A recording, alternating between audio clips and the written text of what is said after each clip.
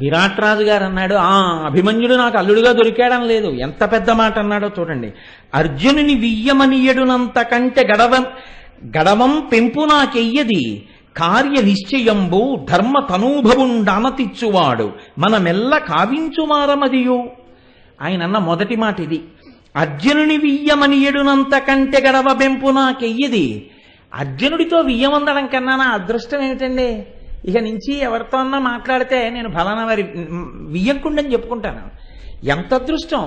అర్జునుడితోటి వియ్యం అందబోతున్నాను. కాబట్టి ఇప్పుడు ఏది ఎలా జరగాలో ధర్మరాజు గారు నిర్దేశిస్తాడు, మనందరం చేస్తా ఉన్నాడు. ఆట పర్వం మీద అనుకోకుండా 18 రోజుల్లో ఉంది. నిన్నటితో ప్రసంగం ప్రారంభం చేసి రోజులు పూర్తయింది. ఇవాళ 19వ రోజు. నిన్నటితో ఉత్తర గోగ్రహణం పూర్తయింది. పాండవుల యొక్క యథార్థమైనటువంటి స్వరూపములు ప్రకాశించాయి. అర్జునుడు ఆ పాండవులందరినీ కూడా పరిచయం చేశాడు. ధర్మరాజు గారిని సింహాసనం మీద కూర్చోవడానికి యోగ్యుడే, అంతటి మహానుభావుడు, అంతటి రాజసూయాగం చేసినవాడు, ఇంత చిన్న సింహాసనం మీద కూర్చుంటే వచ్చిన ఉపద్రవం ఏముందయా అని అడిగితే విరాట్ రాజు కూడా ఎంతో సంతోషించి ధర్మరాజు గారి పాదములకు తల తాటించి నమస్కరించినటువంటి ఘట్టం దగ్గర నిన్నటి రోజు ప్రసంగాన్ని నేను పూర్తి చేసి ఉన్నాను. అర్జునుడు విరాట్ రాజు గారిని ఉద్దేశించి ఒక మాట చెప్తాడు. చాలా దుస్తరమైన అజ్ఞాతవాస వత్సరంబు భవద్గర్భవాసగుప్తి వలన గడపితి మతి సుఖావాప్త చిత్తవృత్తి ఏమో నిర్భయులమై విందులట్ల.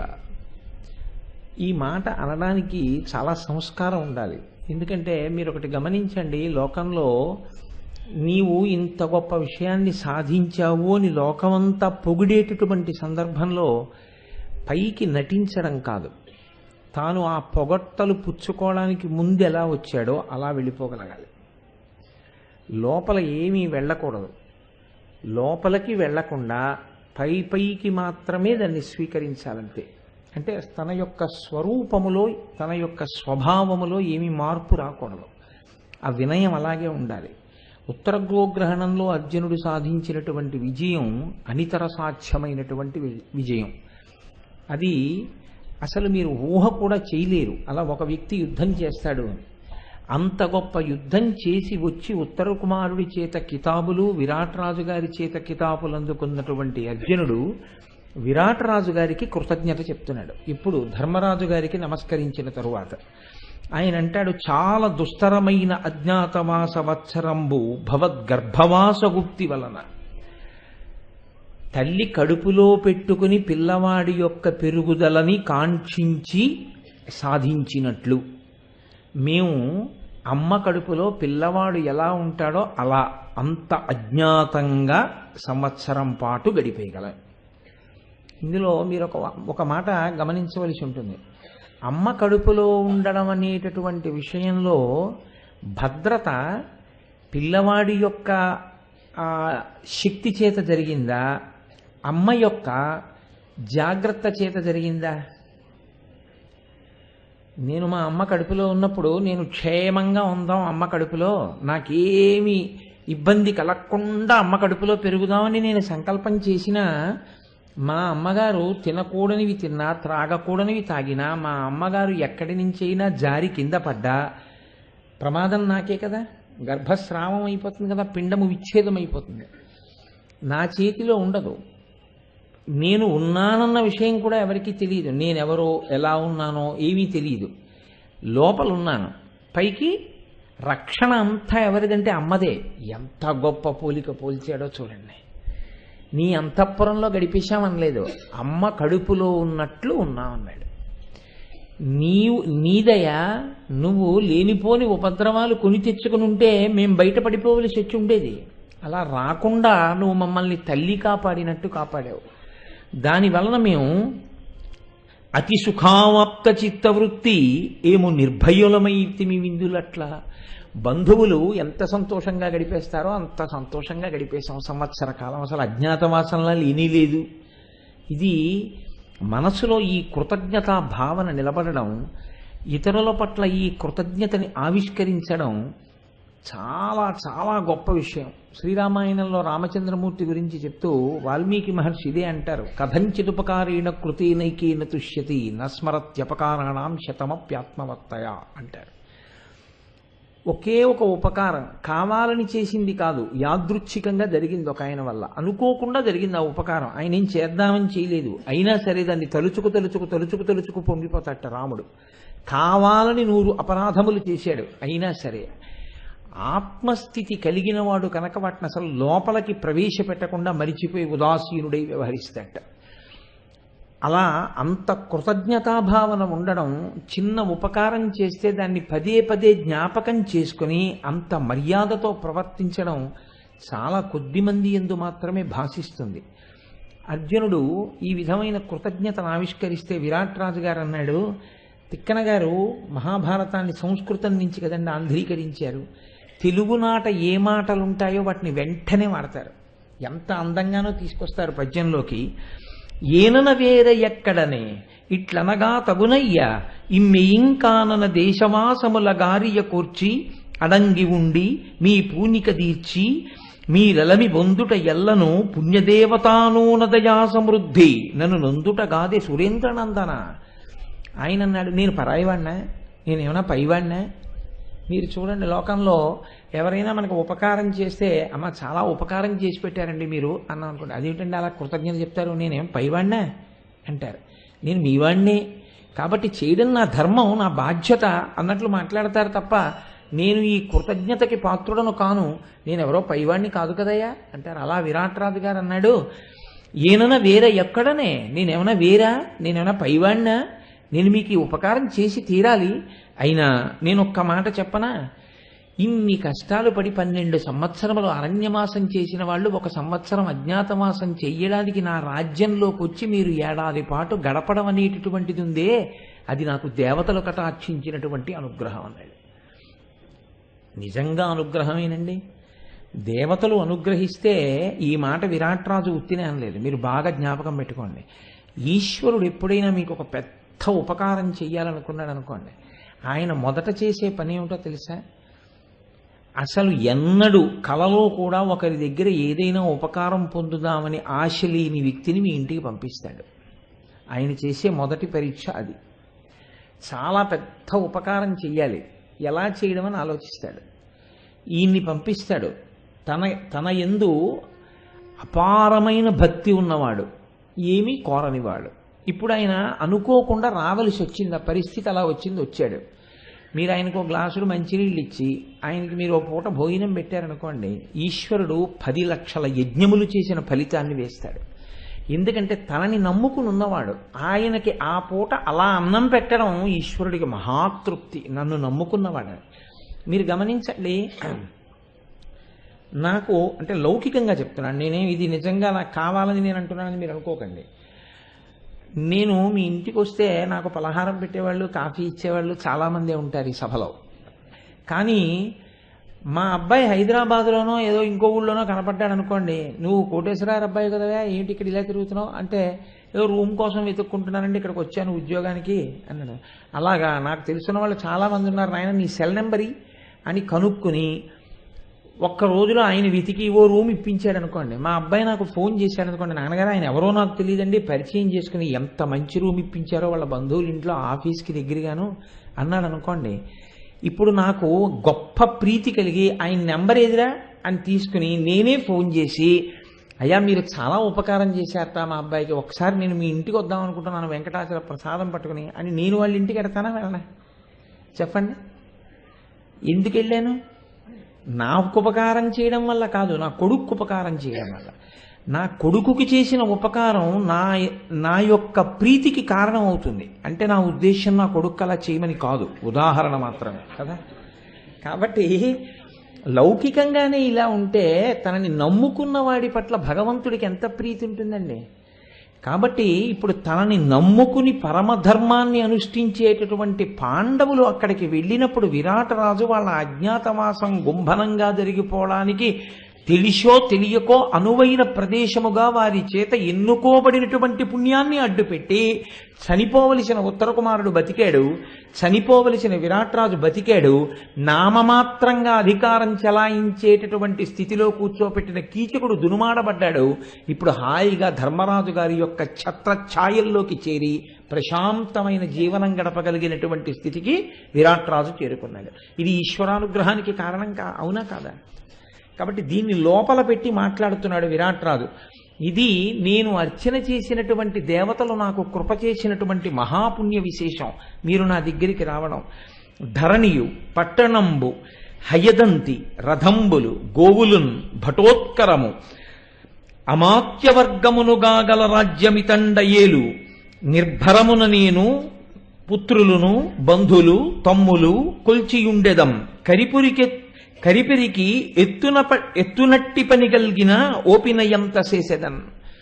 ఆయన అన్నాడు, ధర్మరాజా మీరు సింహాసనం మీద ఎలా కూర్చున్నారో అలాగే కూర్చోండి, పట్టాభిషిక్తులు కండి. మిమ్మల్ని నేను, నా అనుచర వర్గం, నా ఏనుగులు, నా గుర్రాలు, నా దగ్గర ఉండేటటువంటి నా తమ్ముళ్ళు,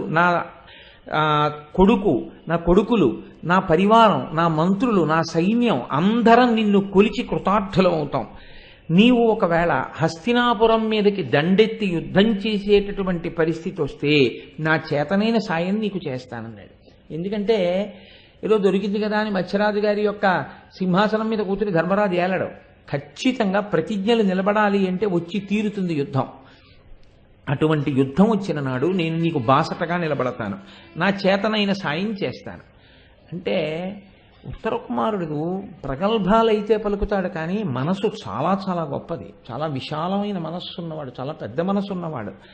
మాట అది లేనప్పుడు అలా రావడం చాలా కష్టం. చాలా గొప్ప మాటలు మాట్లాడాడు ఉత్తరుడు విరాట పర్వంలో. ఆయన అన్నాడు, సవినయ వృత్తి గొల్వమిట చన్న దినంబుల వీరుపైక విసిన నిప్పులట్ల అధికంబకు తేజము దోపకున్కి అట్టి విధము సాపరాధతను డెందములూరట పొందియుండ నేరము మనకు అట్లు కానదగ ప్రార్థన చేయుట యుక్తమిత్తరిన్. నీరుపైక విసిన నిప్పులట్లా అన్నాడు వాళ్ళని. నీరు మీద ఉన్నటువంటి అంటే నీటి చేత కప్పబడినటువంటి నిప్పు, అంటే బూది చేత కప్పబడుతుంది కదండి, తెల్లటి బూది కప్పేసి లోపల నిప్పు ఉంటుంది, అది నిప్పు అని తెలియదు. అలా తెలియకపోవడం వల్ల వీళ్ళు వేషాలు వేసుకుని అజ్ఞాతవాసంలో మన దగ్గర ఉండడం వల్ల ఇంతటి మహాత్ములు మన దగ్గర ఉన్నారు, మనం వాళ్ళని సేవించాలన్న ఆలోచన మనకి రాలేదు. రాకపోవడం వల్ల ఏమైందంటే మనం ఇంతకాలం వాళ్ళ చేత మనం సేవింపబడ్డాం, మనం వాళ్ళకి ఆజ్ఞలు ఇచ్చాం, కానీ యథార్థమునకు మనం వాళ్ళని సేవించలేదు.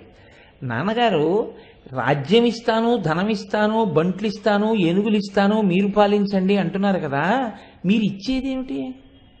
అది వాళ్ళదే. మొన్న మీరు చనిపోవలసింది, నిన్ననే చనిపోవలసింది. మన ఇద్దరిని బతికించి ఈ రాజ్యం నిలబెట్టిన వాళ్ళు ఎప్పుడు మనని బతికించి వాళ్ళు ఈ రాజ్యాన్ని నిలబెట్టారో ఆనాడు వారిది వారికి ఇవ్వడం మర్యాద నాన్నగారు కాదు. ఏది మర్యాద? మనం ఏ తప్పు చేశామో ఆ తప్పుకి క్షమార్పణ చెప్పడం మర్యాద. మీరు నీరు కప్పిన నిప్పులా ఉండడం వల్ల మీ యథార్థ స్వరూపములు తెలియక మిమ్మల్ని ఆజ్ఞాపించి పరిపాలించామన్న భ్రాంతిలో మేము ఉండిపోయి సేవించవలసిన వాళ్ళం ఇంతకాలం సేవించనందుకు మేము మిమ్మల్ని క్షమార్పణ అడుగుతున్నామని చెప్పాలి. అది చెప్పండి నాన్నగారు, యుక్తంగా ఉంటుంది. అంతేగాని వాళ్ళకి మీరిస్తానంటారేంటి? మీరిచ్చేది కాదు, వాళ్ళు మీకు ఇచ్చారు. ఒకవేళ మీరు మళ్ళీ ఇస్తానన్న వాళ్ళకి ఇస్తున్నారు, కానీ మీది వాళ్ళకి ఇవ్వట్లేదని మీరు గుర్తుపెట్టుకోండి అన్నాడు. చాలా పెద్ద మాట కదండి, చాలా సంస్కారంతో కూడిన మాట.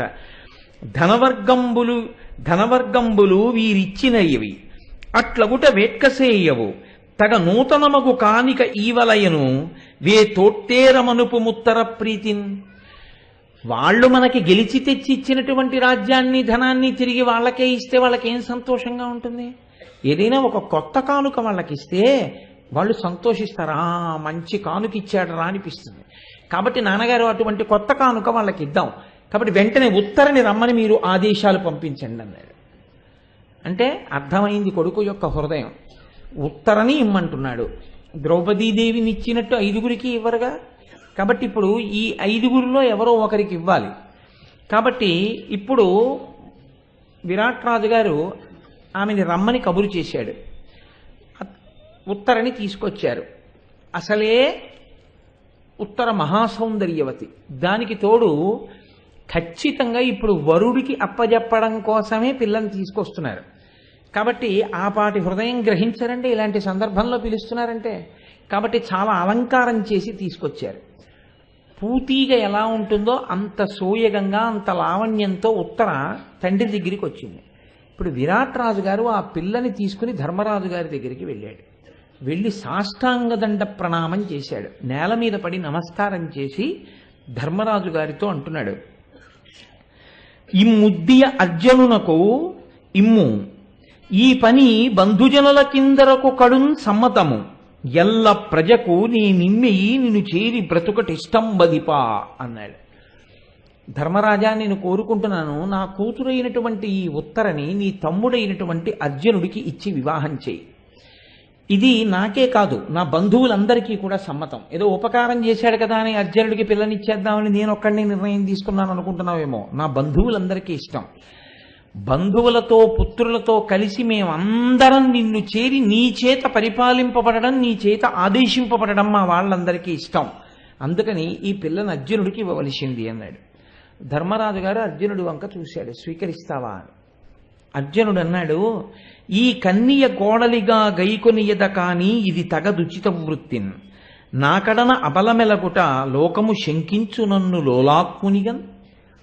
ఈ పిల్లని కోడలిగా స్వీకరిస్తానన్నయ్య, కానీ నేను భార్యగా మాత్రం స్వీకరించాను.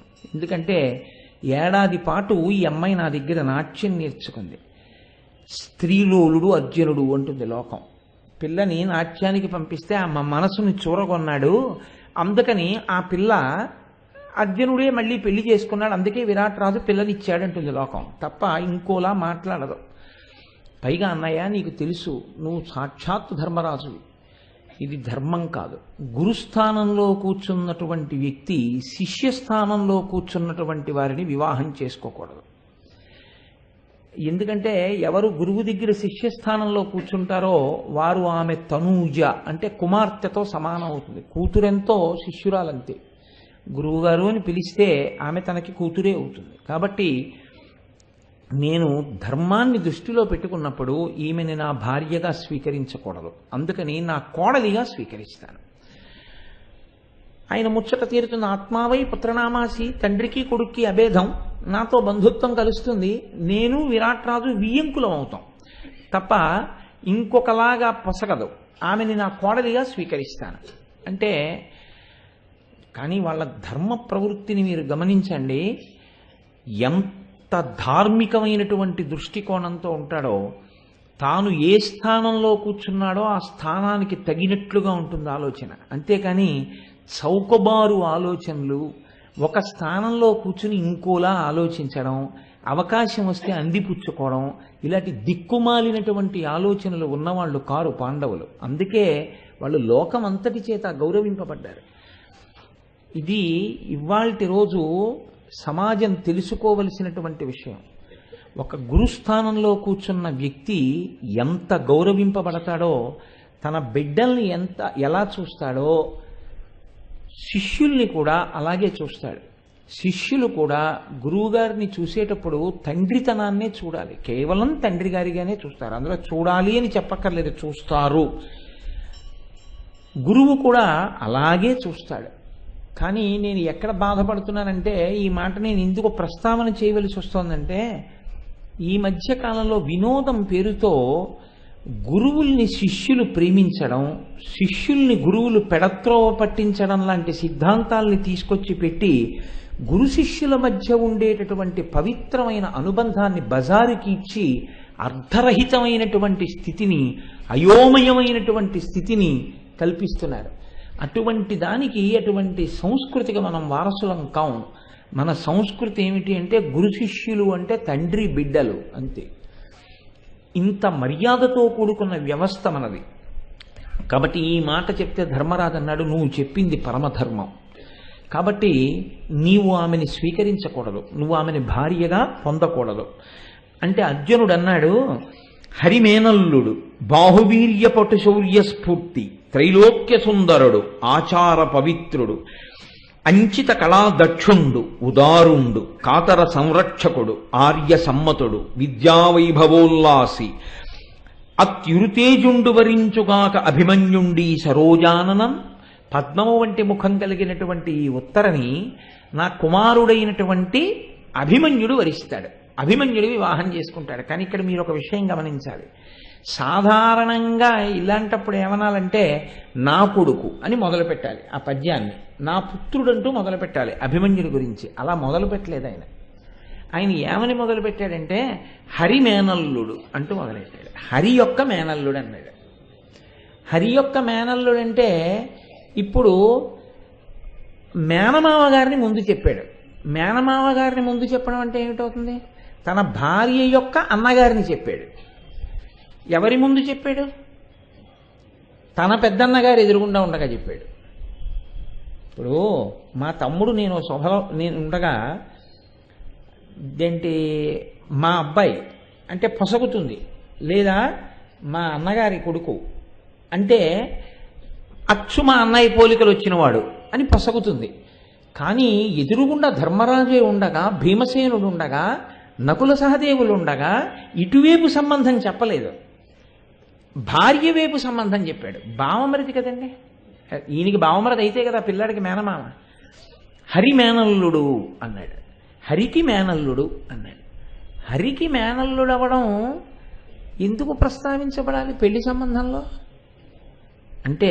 బాగా జ్ఞాపకం పెట్టుకోండి, ఏదైనా ఒక మంచి జరగడం ఉన్నా, ఒక యోగ్యత అన్నది వాళ్ళు చూసుకున్నా, వాళ్ళు దేన్ని చూసుకుంటారంటే భగవంతుడితోడి సంబంధాన్నే వాళ్ళు ఎప్పుడు జ్ఞాపకం పెట్టుకుంటారు. ఇది అర్జునుని యందు పాండవుల యందు ప్రకాశించినటువంటి పరమభక్తి. అందుకే హరి మేనల్లుడు అన్నాడు. సాక్షాత్ హరికి మేనల్లుడయా పిల్లాడు, నా కొడుకని చెప్పలేదు. అంటే ఎంత మర్యాద కలిగిన వాళ్ళో, ఎంత భక్తి కలిగిన వాళ్ళో, ఏదో అవకాశం వస్తే ఎప్పుడో చాట్న మాట్లాడడమును లేకపోతే ఊరుకోవడం కాదు, గుండెలలో ఉన్న మాట. ఎందుకంటే ఇప్పుడు సాధారణంగా ఇలాంటి పరిస్థితుల్లో ఏం చెప్తారంటే మా అబ్బాయి అంటారు. నేను చాలా చోట్ల చూస్తూ ఉంటాను, తండ్రి గారి పేరు శుభలేఖలో పైన వెయ్యడం తప్పదు కాబట్టి వేస్తారు, కానీ ఎక్కడెక్కడ తమ పేరు వేద్దామా అని తాపత్రయం ఉంటుంది. ఎలా నా పేరు ఇరిగించడం కుదురుతుంది అని ఉంటుంది తాపత్రయం. ఇప్పుడు ఇంకా చాలా దారుణాతి దారుణమైన స్థితి వచ్చేసింది అనుకోండి, 10 కార్డులో 15 కార్డులో తల్లిదండ్రుల పేరు మీద ఉంటాయి, మిగిలిన కార్డులన్నీ దిక్కు ముక్కు లేనివాడు, అనాథ, తల్లిదండ్రుల యొక్క సంబంధం లేనివాడు, పెంటకుప్పలో పుట్టి పెరిగిన వాడిలాగా వాడి పెళ్లి వాడే కార్డు వేసుకుంటాడు. I solicit your esteemed presence అని వీడు పిలిచిన వాడిని ఎత్తుపీట మీద పెడతాడు.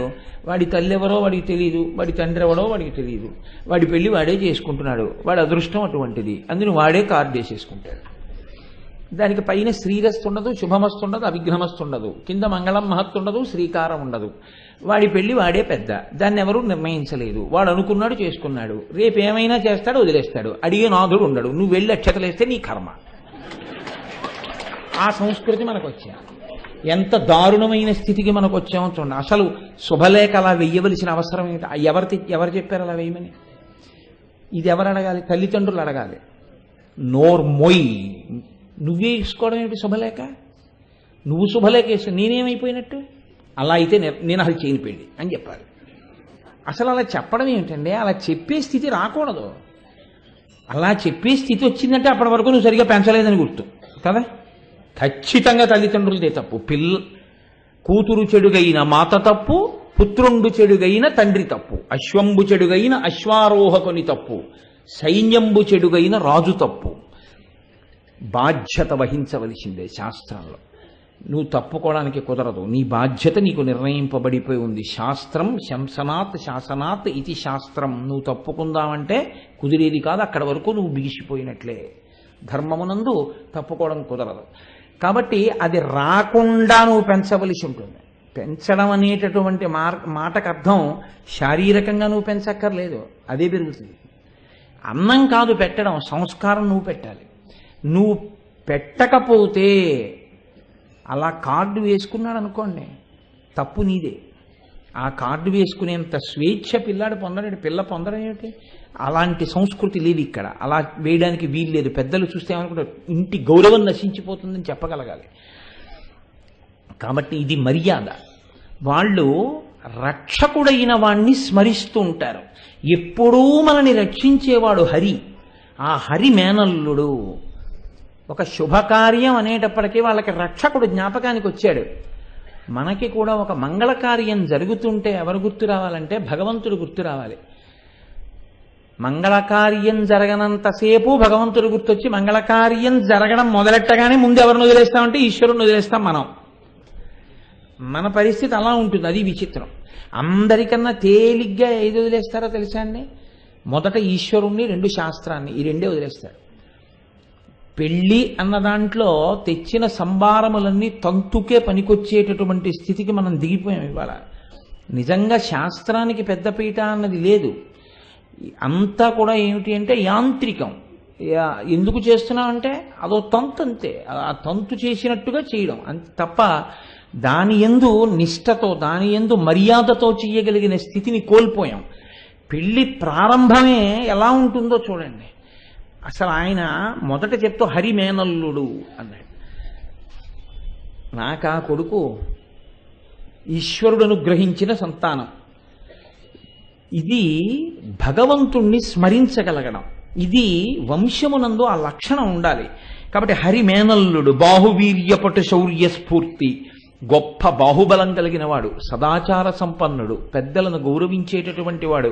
ఎందుకు ఇవన్నీ చెప్పడం? తన కొడుకుని తాను పొగడుకోవడం కాదు. నీ కూతుర్ని నేను మోసగించట్లేదని చెప్పడం, తన పెద్దరికాన్ని చెప్పడం, నీ కూతుర్ని యోగ్యమైన స్థానంలోనే పెడుతున్నానని చెప్పడం. నువ్వు నాకిద్దామనుకున్నావు, కానీ నేను ఎవరికో ఒకడికి ఏదో బంధుత్వం కోసం చెప్పేయట్లేదు నా కొడుక్కిమ్మని. నా కొడుకు కూడా అంత యోగ్యుడని నీకు చెప్తున్నాను, అందుకని పొగిడాడు తప్ప కొడుకుని పొగడకూడదన్న ధర్మం తెలియక పొగిడినవాడు కాడు అర్జునుడు. కాబట్టి ఉదారుడు, చాలా గొప్పగా అందరి పట్ల ఔదార్యంగా ఉండి రక్షించగలిగినటువంటి వాడు. విద్యా వైభవోల్లాసి, గొప్ప విద్య కలిగినటువంటి వాడు, అపారమైన తేజస్సున్నవాడు. అటువంటి పిల్లవాడు మా అభిమన్యుడికి ఇచ్చి నీ కూతురునిమ్మన్నాడు. అంటే విరాట్ రాజు గారు ఓ మాట అన్నాడు. సాధారణంగా మనుషుల మనఃప్రవృత్తి ఎక్కడ బయటపడుతుందంటే, సంబంధం మీ అమ్మాయిని చేసుకుంటాం అనేంత వరకు ఎవరికి 10 మాటలు ఫోన్ చేసి నమస్కారం చేస్తారంటే వియ్యంకుడికి కదా. అబ్బాయి తండ్రికి ఫోన్ చేస్తారు. మీ అమ్మాయి మా అబ్బాయికి నచ్చిందిట అని చెప్పి వాడి ప్రారంధం కొద్దీ నిశ్చితార్థం చేసుకున్నాడు అనుకోండి, అంతే. ఇంకా కాబోయే అల్లుడు గారితో సెల్లో మాట్లాడతాడు మామగారు. తప్పించి అసలు వియ్యంకుడితో మాట్లాడడం, మర్యాద వియ్యంకుడికి ఇవ్వడం, ఆయన ద్వారా చెప్పించడం, ఇవేమి ఉండవు.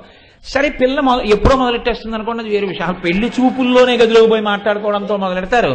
ఆ తర్వాత ఇంకా వీళ్ళందరూ ఆ పిల్లే చెప్తుంది, ఆయనకి నాన్నగారంటే డ్రెస్ కొనుక్కోవడానికి వస్తాడని ఆ పిల్లే చెప్పేస్తుంది. వీళ్ళ ప్రారంధం, వీళ్ళు చేసే అదో నామమాత్రపు పెద్దరికాలు. కాబట్టి అలా కాకుండా ఉండడం అంటే నిజమైన పెద్దరికాలు నిలబడ్డాం. కాబట్టి ఇప్పుడు విరాట్ రాజు గారు అన్నాడు, అబ్బా అయితే అభిమన్యుడితో మా అమ్మాయికి సంబంధం కుదరడం అంటే మా అదృష్టం అండి, ఎంత మంచి అల్లుడు వచ్చాడని లేదు. ఎంత మంచి అల్లుడు వచ్చాడండి అంటే అర్జునుడు చేసుకోనన్నాడు కాబట్టి, అభిమన్యుడు దొరికాడు కాబట్టి గాలిగిపోయాడు అంతే అర్జునుడు. ఇంకా అలా అని లేదు. ఎంత గొప్పగా మాట్లాడాడో చూడండి. నేను అది అన్నది. పెళ్లి సంబంధం అంటే తిక్కన గారు ఏం చేతకాకిన్ని పద్యాలు రాయలేదు. ఎందుకు వచ్చింది? ఉత్తరాభిమన్యుల వివాహం అయిపోయినది అనో వాక్యం రాసి గజ్జె వదిలిపెట్టేసి ఆయన మనం ఎలా బతకాలో మనకి నేర్పడం కోసం అని వచ్చింది ఇతిహాసం. అక్కడ జరగనిది చెప్పట్లేదు, జరిగినది చెప్తున్నారు. ఇతిహాసం అది అలాగే జరిగింది, అలాగే మాట్లాడారు. నువ్వు అలాగే మాట్లాడడం నేర్చుకోవాలి. అందుకు చెప్తున్నారు. ఒక విడిదిస్తే విడిదికి గౌరవం ఎందుకు ఇస్తారండి? పెళ్లి కొడుకున్నారని ఇవ్వరు విడిది. పిల్లకి కాబోయే మామగారు అక్కడికి వచ్చి ఉన్నాడు కాబట్టి విడిది గౌరవం దేనివల్ల అంటే పెళ్లి కొడుకు వల్ల కాదు. బాగా జ్ఞాపకం పెట్టుకోండి. విడిది గృహానికి గౌరవం ఎందుకంటే తనకి కాబోయే వియ్యంకుడు వచ్చి అందులో దిగాడు. ఆడపిల్ల తండ్రి విడిది ఇస్తాడు మగపెళ్లి వారికి. ఎందుకు అంటే అత్యంత గౌరవనీయుడు. నా కుమార్తెకి కాబోయేటటువంటి భర్తని కన్న తండ్రి మహానుభావుడు. ఎందుకంటే తండ్రి స్థానం కూడా మామగారి స్థానం కన్నా వెనక్కి ఎడుతుంది పెళ్ళి అవ్వగానే. మొదటి నమస్కారం ఎవరికంటే మామగారికే. లోకంలో ఒక మాట చెప్తారు, అసలు తన కోడలు సంతోషంగా ఉండాలని ఎప్పుడు అహర్నిశలు కోరుకునే వ్యక్తి అంటూ ఉంటే మామగారే ఉంటాట లోకంలో. అంత ప్రేమతో ఉంటాట మామగారు. ఎక్కడో పుట్టిన పిల్ల ఇక్కడికి వచ్చింది, నా కొడుకుని సుఖపెడుతోంది, నాకు మనవల్ని ఇవ్వబోతోంది, నా ఇంటి పేరు కొనసాగిస్తోంది, నా గోత్రం కొనసాగిస్తోంది, పిచ్చి తల్లి నా ఇంటికి వచ్చింది, ఆమె సుఖపడాలని ఎంతో బెంగ పెట్టుకుని ఉంటాట. నేను అలా ఉండగలనా నా కోడల విషయంలో అని బెంగ పెట్టుకుంటూ ఉంటాను. నేను అంత మర్యాదగా ఉండగలనా నా కోడలతో, నా కూతురి కన్నా 1000 రెట్లు ప్రేమించగలనా, అంత జాగ్రత్తగా చూసుకోగలనా కంటికి రెప్పలా అని. నిజమండి, ఎక్కడ పుట్టిన పిల్ల తల్లిని తండ్రిని అందరినీ విడిచిపెట్టి మన ఇంటికి వచ్చి ముక్కు మొహం తెలియనటువంటి వాడికి మామగారు ఉపన్యాసానికి పోయి వచ్చేటప్పటికి వాడికి గోధుమ రొట్లు చేసి పెట్టి ఇన్ని చేసి పెడుతోందంటే ఆ అమ్మాయి సుఖపడుతోందో లేదో చూడడం దానికి నా పెద్దరికం కాల్సనా? దేనికి? కూతురైతే అడుగుతుంది స్వతంత్రంగా, నాన్నగారండి ఇది కావాలని. ఎలా అడుగుతుంది మామగారిని? నువ్వే 1000 కన్నులతో చూసుకోవాలమ్మా. సంతోషంగా ఉన్నావా, నువ్వు ఇలా ఉండు, హాయిగా ఉండు తల్లి, హాయిగా ఉండు అని 1కి 10 మార్లు నువ్వు చెప్పాలి.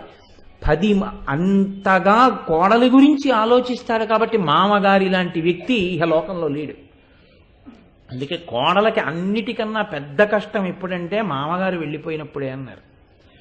అటువంటి పిల్ల మామగారు అక్కడ విడిది చేశాడంటే ఆయన తన కొడుక్కిచ్చి చేయడం కోసం వచ్చి అక్కడ ఉన్నారు. నువ్వు ఇచ్చిన చోట అది విడిది గౌరవం.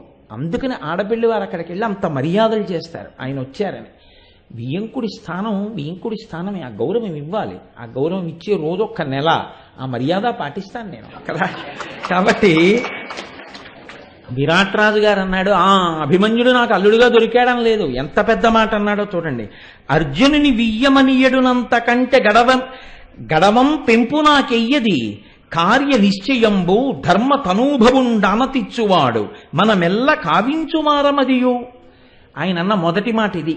అర్జునుని వియ్యమనియడునంత కంటే గడవ పెంపు నాకెయ్యది. అర్జునుడితో వియ్యమందడం కన్నా నా అదృష్టం ఏమిటండి? ఇక నుంచి ఎవరితో అన్నా మాట్లాడితే నేను ఫలానా వారి వియ్యంకుండని చెప్పుకుంటాను. ఎంత అదృష్టం! అర్జునుడితోటి వియ్యమందబోతున్నాను. కాబట్టి ఇప్పుడు ఏది ఎలా జరగాలో ధర్మరాజు గారు నిర్దేశిస్తాడు, మనందరం చేస్తామన్నాడు. ఇప్పుడు వదిలేయాలంటే అర్జునుడితో వియ్యం అందుతున్నాం, అర్జునుడి కొడుకు అల్లుడు అవుతున్నాడు. కాబట్టి అభిమన్యుడిని పట్టుకుని అర్జునుడిని వదిలేయచ్చు, లేదా అర్జునుడిని అభిమన్యుడిని పట్టుకుని ధర్మరాజును వదిలేయచ్చు కదా. అలా అనలేదు విరాట్ రాజు. పెద్దరికం అంటే పెద్దరికమే. వియ్యంకుడి అన్నగారికి ఎంత గౌరవం ఇచ్చి మాట్లాడాడో చూడండి. కాబట్టి ఆయన అన్నాడు, ధర్మరాజు గారు శాసిస్తాడు, మనం ఆచరిస్తాం.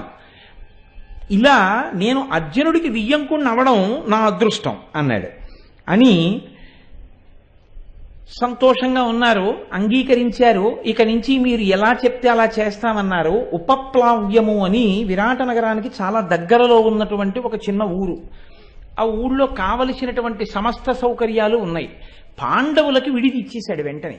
ఎందుకని అంటే అక్కడ ఉపప్లావ్యం నుంచే యుద్ధానికి కావలసినటువంటి వ్యూహ నిర్మాణం కూడా జరిగింది. పాండవుల్ని విడిది చేర్చాడు. అంటే తన ఇంటనే ఉంచుకోవచ్చు, కానీ తన ఇంట ఉంచుకోవడం వేరు, మర్యాదా స్థానం వాళ్ళకి ఇవ్వడం వేరు. వాళ్ళు అక్కడి నుంచి పెళ్లికి రావాలి. అందుకని విడిది గృహంగా ఉపప్లావ్యం అనేటటువంటి ఊరు ఇచ్చాడు. అక్కడ ధర్మరాజాదులందరూ విడిది చేశారు. ఇప్పుడు ఉపప్లావ్యం ధర్మరాజు చేరాడు అని తెలుసుకోగానే కడుపు మండిపోయి నిద్ర పట్టక అన్నం తినక తల్లడిల్లిపోతున్నవాడు ఉన్నాడు. ఎవరైనా? దుర్యోధనుడు. ఆయన బాధ ఏమిటంటే ఓడిపోయాడు, అజ్ఞాతవాసం అయిపోయింది, అరణ్యవాసం అయిపోయింది, పైగా పెళ్లివారైపోయాడు. వాళ్ళు చక్కగా సంతోషంగా ఉన్నారు, శుభలేఖలు వేసుకుంటున్నారు, శుభలేఖలు రాసుకుంటున్నారు, వాళ్ళింటికి వీళ్ళింటికి పిలుపులకు వెళ్ళిపోతున్నారు. వాళ్ళకు విడిది నగరం ఇచ్చేశారు, సుఖంగా సంతోషంగా ఉన్నారు. తాను ఒకటి అనుకున్నాడు, వాళ్ళకి ఒకటి జరిగింది. ధర్మం పట్టుకున్నవాడు ధర్మమే, అధర్మం పట్టుకున్నవాడు అధర్మమే. అధర్మం పట్టుకున్నవాడికి ఏడుపు కాబట్టి నవ్వు ఇక్కడి నుంచి వస్తుంది. కాబట్టి ఇప్పుడు ఆయనకి కడుపు మండిపోయింది. కడుపు మండిపోయి భీష్మాదులకు చెప్పలేదు. చెప్పకుండా ఆయన అనుమానం ఏమిటంటే భీష్ముడు పక్షపాతంతో వెనకేసుకొచ్చాడు, అజ్ఞాతవాసం అవ్వలేదు, నేను రచించిన వ్యూహమే నెగ్గింది అని. ఆయన ఏమంటారంటే ఎంతసేపు ఆవుల కోసం మనం వెళ్ళడం వల్ల అర్జునుడు బయటికి వచ్చాడు. తప్పంతా ఎక్కడ జరిగిందంటే యుద్ధం చేయడంలో వచ్చింది. యుద్ధం ఎందుకు చేశామంటే ద్రోణుడు వ్యూహం రచించి వెళ్ళిపోమన్నా వెళ్ళిపోకుండా అక్కడే ఉన్నాడు, భీష్ముడు అక్కడే ఉన్నాడు. వీళ్ళందరూ అర్జునుడిని నిలదీసి నువ్వు బయటకు వచ్చేసావు కాబట్టి అజ్ఞాతవాసం భంగం అయిపోయింది అని ఉండుంటే మన పరిస్థితి వేరుగా ఉండేది. వీళ్ళు అలా అండం మానేసి అజ్ఞాతవాసం అయిపోయింది కరెక్టేను, ఎందుకంటే 2 ఏళ్లకు ఒకసారి అధిక మాసాలు వస్తాయి, అధిక మాసాలతో కలుపుకుంటే సరిపోయింది అజ్ఞాతవాసం అరణ్యవాసం అన్నారు. వీళ్ళు వెనకేసుకొచ్చారు, నన్ను తప్పు త్రోవ పట్టించారు. ఇప్పుడు ఎలా మరి పట్టుకోవడం? ఎలాగో అలా మళ్ళీ వాళ్ళని అరణ్యవాసం అజ్ఞాతవాసానికే పంపించేయాలి. ఈ అక్కసుతో ఆయన నమ్మకం ఏమిటంటే ప్రాణం పోయినా ధర్మరాజు అబద్ధం అంటాం. కాబట్టి ధర్మరాజు గారి దగ్గరికి ఒక దూతని పంపించాడు. నీ తమ్ముడు తొందరబడి బయటికి వచ్చేశాడు, ముందే బయటికి వచ్చాడు కాబట్టి నియమభంగం అయిపోయింది, కాబట్టి మీరు మళ్ళీ అరణ్యవాసం అజ్ఞాతవాసం చెయ్యాలి అని ఆ దూతతో కబురు చేశాడు ఉపప్లావ్యానికి. ఆయన వెళ్ళి ధర్మరాజుతో అన్నాడు, వాలి అజ్ఞాతవాస సంవత్సరంబు నిండకుండంగమున్న పార్థుండు బయలు మెరసి సమయంబు తప్పే నీ విరిగి దీనికేగి తగు నది సేయుము మిదినీష. నీ తమ్ముడు తొందరబడి ఏడాది కాకుండా బయటికి వచ్చి కనపడ్డాడు కాబట్టి ఇప్పుడు అజ్ఞాతవాసం భంగమైంది కాబట్టి ఏది ధర్మమో అది నువ్వు చెయ్యి అన్నాడు. అంటే ధర్మరాజు అన్నాడు, నిండే సమయాబ్దములు ఇంకొండనలేదు, ఇప్పుడు చని సుయోధనుతో భీష్ముండును గురుడును వినగా ఇండెననుము నిండే నిండే నిక్కంబునకు. ఆయన అన్నాడు, ధర్మరాజు అంటే ఎంత దూరదృష్టితో ఉంటాడో చూడండి. దూత వచ్చి ఈ ప్రశ్న వేశాడు, నిన్ను అడగమన్నాడు దుర్యోధనుడని. ఆయన అన్నాడు, కాలం పూర్తయింది, 13 సంవత్సరములు మేము అజ్ఞాతవాసం అరణ్యవాసం పూర్తి చేశాం. ఈ మాట నువ్వు వెళ్ళి దుర్యోధనుడితో చెప్పు, కానీ ఎప్పుడు చెప్తావో తెలుసా? భీష్ముడు ద్రోణుడు పక్కనుండగా చెప్పని చెప్పాడు. గడ్డెడతారు అంటే మేము చెప్పినా నమ్మకుండా కబురు చేశావా అని అడగరు. అందుకని భీష్మద్రోణులు చెప్పినా వినకుండా వాళ్ళకి తెలియకుండా నాకు కబురు చేసి ఉంటాడు అన్నది పసిగట్టేశాడు ధర్మరాజు గారు. ఆయన ఏం విర్రేడు కాదండి ధర్మరాజు అంటే. కాబట్టి ఇప్పుడు దూతకి ఈ మాట చెప్పి నిండెననుము నిండే నిండే నిక్కంబుగా, ఖచ్చితంగా చెప్తున్నాను, నిండింది నిండింది, పూర్తి చేశాం పూర్తి చేశాం పూర్తి చేశాం. 3 మాటలు అంటే సత్యం ఏదైనా. కాబట్టి మేము 13 ఏళ్ళు పూర్తి చేశాం అని చెప్పాడు. సరే, ఆ దూత వెళ్ళిపోయాడు. దుర్యోధనుడికి చెప్పాడు, అలోమని ఏడ్చాడు. ఆయనకు ఉన్న బాధ ఏమిటంటే ధర్మరాజు ఓ అంటే చాలు. భీష్మద్రోణాదులు కూడా ధర్మరాజు అంటే ఇంకేం కాదనలేరు. ధర్మజుడు కూడా అంగీకరించలేదు, అబద్ధాలు ఆడేవాడు కాదు, సత్యం మాట్లాడతాడు. ఇప్పుడు ధర్మరాజు అన్నాడంటే కాదనగలిగిన మునగాడు ఉండడం. కాబట్టి ఇప్పుడు వాళ్ళు సంతోషపడుతుంటే బాధపడడం వినా తనకి మార్గం లేదు, అందుకుని బాధపడుతున్నాడు. ఈలోగా విరాట్ రాజు గారు పెళ్లి పనులు ప్రారంభం చేశారు. ఇక్కడ మీరు ఒక విషయాన్ని జ్ఞాపకం పెట్టుకోవాల్సి ఉంటుంది. పెళ్లి పనులు మొదలు పెట్టడం అనేటటువంటి దాని వెనక ఒక సంస్కారం ఒకటి ఉంటుంది. పెళ్లి పనులు మొదలు పెట్టడము అంటే గబగబా వెళ్ళి ఏదో వెన్యూ బుక్ చేసేసుకోవడం, ఆ తర్వాత వెళ్ళిపోయి బట్టలు కొనేసుకోవడం, ఆ తర్వాత వెళ్ళిపోయి ఏదో వస్తువులు కొనేసుకోవడం, ఆ తర్వాత వెళ్ళిపోయి ఏదో మట్టి మన్ను తెచ్చేసుకుంటూ ఉండడం, అలాంటి పిచ్చి పిచ్చి పనులు అన్నీ కావు. పెళ్లి పనులు మొదలెట్టడము అంటే సంస్కారవంతముగా మీరు కొన్ని విషయములను తెలుసుకొనుట. అసలు అది తెలుసుకోకుండా మొదలుపెట్టినవి పెళ్లి పనులు కానీ కావు. ఎందుకో తెలుసా? మీరేం చేయబోతున్నారు? వివాహం చేయబోతున్నారు. వివాహము అన్న మాటకు అర్థం ఏమిటి అంటే విశిష్టో వాహో వివాహ అని అర్థం. వి అంటే విశిష్టం, వివాహము వాహము అంటే పొందుట, విశిష్టమైన దానిని పొందుట. విశిష్టమైన దానిని పొందుట అంటే ఏమిటి? విశిష్టమైంది లోకంలో చాలా గొప్పది ఇది భగవంతుడు. ఆ భగవంతుణ్ణి పొందడం కోసమని ఒక వ్యక్తికి మీ కూతుర్ని ధర్మపత్నిగా ఇవ్వబోతున్నారు. అసలు ఆ వంశంలో లక్షణం ఉందా? అసలు భగవంతుడి గురించి ఆలోచించే లక్షణం ఆ వంశానికి ఉందా? కృతజ్ఞులేనా వాళ్ళు? వాళ్ళ ఇంట్లో అలా ఆలోచన చేయగలిగినటువంటి లక్షణం ఉన్నవాళ్లేనా? అసలు నీ కూతురుగా సంస్కారం ఉందా? ఈశ్వరుడు గురించి ఎప్పుడైనా ఆలోచించడం, నమస్కారం పెట్టడం ఈ అమ్మాయికి ఉందా? ఈ అమ్మాయి ఆయన పక్కన చేరి ఆయనకి ఉన్న భక్తి కూడా నాశనం చేసేస్తుందా? ఈ అమ్మాయి వెళ్ళి ఆయన ఐశ్వర్యాన్ని పెంచేటట్టు ఏమైనా ఈశ్వరుణ్ణి ప్రార్థన చేస్తుందా? అసలు నువ్వు ఇది ఆలోచిస్తే వివాహం. అది కాకుండా పిల్లకి వయసు వచ్చిందని సంబంధం వెతకడం, వివాహం అన్న మాటకి నీకు అర్థమే తెలియకపోవడం. పెళ్లి పనులు మొదలు పెట్టడము అన్న మాటకు అర్థం ఏంటంటే అసలు నీకు వివాహం అన్న మాట అర్థమగుట. అందుకే దేనితో ప్రారంభం అంటే నమస్కారం పెట్టి మొదలు పెడతాం. వెళ్ళి అయ్యా మా అమ్మాయిని మీరు చేసుకోవాలంటాడు. ఇలా ఎందుకంటారో తెలుసా అండి? అన్ని వేళలా నమస్కారానికి ఒకటే అర్థమని మీరు అనుకోకండి. ఇలా ఎందుకు కలుపుతారంటే రెండు చేతులు రెండు ఒకటైనట్టు మీ అభిప్రాయాలు మా అభిప్రాయాలు ఒక్కటవ్వాలి. అంతేకాని అస్తమానం వీళ్ళు అంటే వాళ్ళు అంటే వీళ్ళు అది కాదు. ఎలా ఒకటి మీదకి పెడదాం మనం అన్న ఆలోచనలో ఉండాలి. అసలు వీళ్ళ మధ్య ముందు ప్రారంభమే గొడవతో మొదలైంది అనుకోండి, వాళ్ళేం సంతోషంగా సంసారం చేస్తారా? ఈయనేమో వియ్యాలారింటికి వెళ్ళడు, వియ్యాలారేమో వీళ్ళింటికి రాడు, అత్తగారేమో కొడుకు దగ్గరికి వెళ్ళదు, అంటే మామగారేమో 4 రోజులు ఉండడానికి కుదరదు. ఇంక ఏమిటి మనశ్శాంతి ఉంటుంది ఆ కొడుక్కి కోడలికి? నీకు ముందు అరమరికలు లేకుండా వియ్యాలారు కలిసి ఉంటే పిల్లలు సంతోషంగా ఉంటారు. అసలు వీళ్ళు ఎప్పుడు కొట్టుకుంటుంటే వాళ్ళకి ఏమి సంతోషంగా ఉంటుంది మీరు ఆలోచించండి. ఇది వెళ్ళి వాళ్ళ మీద పడిపోదా ప్రభావం? ఈ మధ్యలో నలిగిపోయేది ఎవరంటే, ఏ కోపంతోటో ఓ మాట ఆడపిల్లంటే 3 రోజులు ఆయన అమ్మాయి అబ్బాయి మాటలు మానేసుకుంటారు. నీది ఆ తప్పు. నీకు ఇంగిత జ్ఞానం లేకపోవడం వల్ల, నీకు సంస్కారం లేకుండా నువ్వు ప్రవర్తించడం వల్ల పిల్లలు నలిగిపోతున్నారు. ఇది తెలుసుకుని ఉండాలి.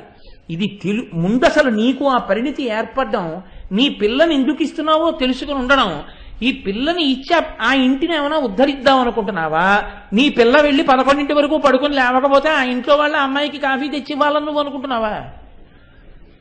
నువ్వు ఎందుకు పంపుతున్నావో నువ్వు చెప్పగలగాలి. నువ్వు వెళ్ళి ఆ ఇంటి మందిరాన్ని పూజ చేయాలమ్మా. నీ మామగారిని గౌరవించాలి, నీ అత్తగారిని గౌరవించాలి, నీ భర్తని గౌరవించాలి.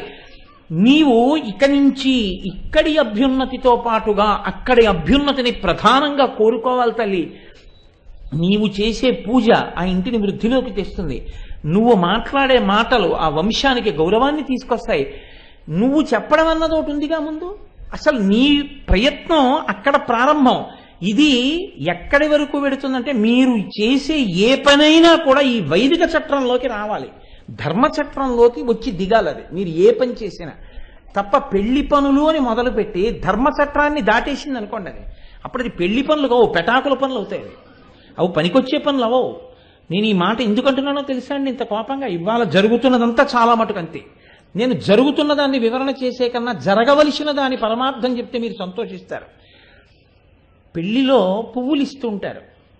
లోపలికి వెళుతుంటే ఏదో చేతిలో గులాబీ పువ్వు ఏదో పెడుతూ, ఎందుకు పెట్టారు అంటే, ఓ పువ్వు మగాడికి ఇస్తారు, ఆడదానికి ఇస్తారు. మగవాడు ఏం చేస్తారంటే, మీరు చూడండి, ఆ పువ్వుని సభలో కూర్చుని వాసన చూసి రేకులు విప్పి నోట్లో వేసుకునేవాడు ఒకడు, అవన్నీ కింద పోసేస్తే అవన్నీ తొక్కేసేవాళ్ళు ఒకళ్ళు, చెప్పులు వేసుకు తిరిగేవాళ్ళు కొంతమంది. ఎందుకు ఇస్తున్నావు నువ్వు గులాబీ పువ్వులు? నువ్వు ఒక పువ్వు ఇస్తున్నావంటే దానికి ఒక మర్యాద ఉంది. అది తెలిస్తే ధర్మచట్రం, అది తెలియకపోతే చట్రం పైకి వెళ్ళిపోతావు. పువ్వు ఎవరికి ఇవ్వాలి? మగాడికి కాదు పువ్వు ఇవ్వాల్సింది, సువాసినికి ఇవ్వాలి. ఎందుకంటే అమ్మ, నీ సువాసినిత్వం, నువ్వు పసుపు కుంకాలతో ఉన్నావు అంటే నువ్వే పరాశక్తివి, నువ్వే గౌరీదేవివి. ఇప్పుడు నువ్వు వచ్చి సభలో కూర్చుంటే, నా కూతురు తాళి కట్టే ముందు, నా కూతురుకి తాళి అల్లుడు కట్టే ముందు ఆ మంగళసూత్రాన్ని తెచ్చి నీ మెడలో తగిలిస్తారు. నీలా 10 కాలాలు పసుపు కుంకాలతో ఉండాలని. తల్లి, నువ్వు నడిచి రావడం వల్ల నీ మెడలో మంగళసూత్రానికి నా కూతురు మెడలో కట్టబోయే మంగళసూత్రం తగల్చే అవకాశం నాకు ఇచ్చావు. నీ సువాసినిత్వము 10 కాలములు అలాగే ఉండాలమ్మా అన్న ప్రేమతో ఎవరు ఆహ్వానించాడో ఆయన ఏం చేస్తారంటే, సువాసినులందరికీ పువ్వులు ఇప్పిస్తాడు. తాపంతో వచ్చాడు పురుషుడు. ఎందుకంటే భార్యని తీసుకుని, బిడ్డల్ని తీసుకుని వచ్చాడు భోజనానికి, వచ్చాడు వివాహానికి, ఆశీర్వచనం చేయడానికి వచ్చాడు కష్టపడి. ఆశీర్వచనం చేయడానికి వచ్చేవాడు ఏం చేస్తాడు? వాళ్ళు వృద్ధిలోకి రావాలని కోరుకుని వచ్చావు కాబట్టి ఆ రోజున ఇంకొంచెం గాయత్రి ఎక్కువ చేసుకుని వచ్చావు.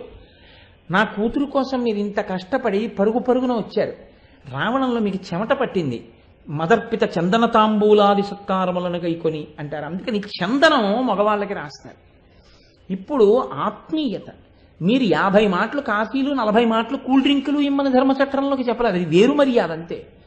అసలు మర్యాద ఏమిటి? ఓ పువ్వు ఇస్తే సువాసినికి ఇవ్వడం, ఒక చందనం రాస్తే ఎందుకు రాస్తున్నావో తెలిసి చందనం రాయడం.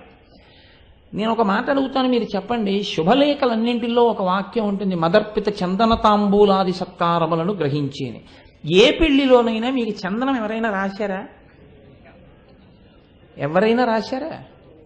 అంటే అసలు ఆయనకి శుభలేఖ వెయ్యడం అనేటటువంటి పెళ్లి పని గురించి తెలియనే తెలియదు.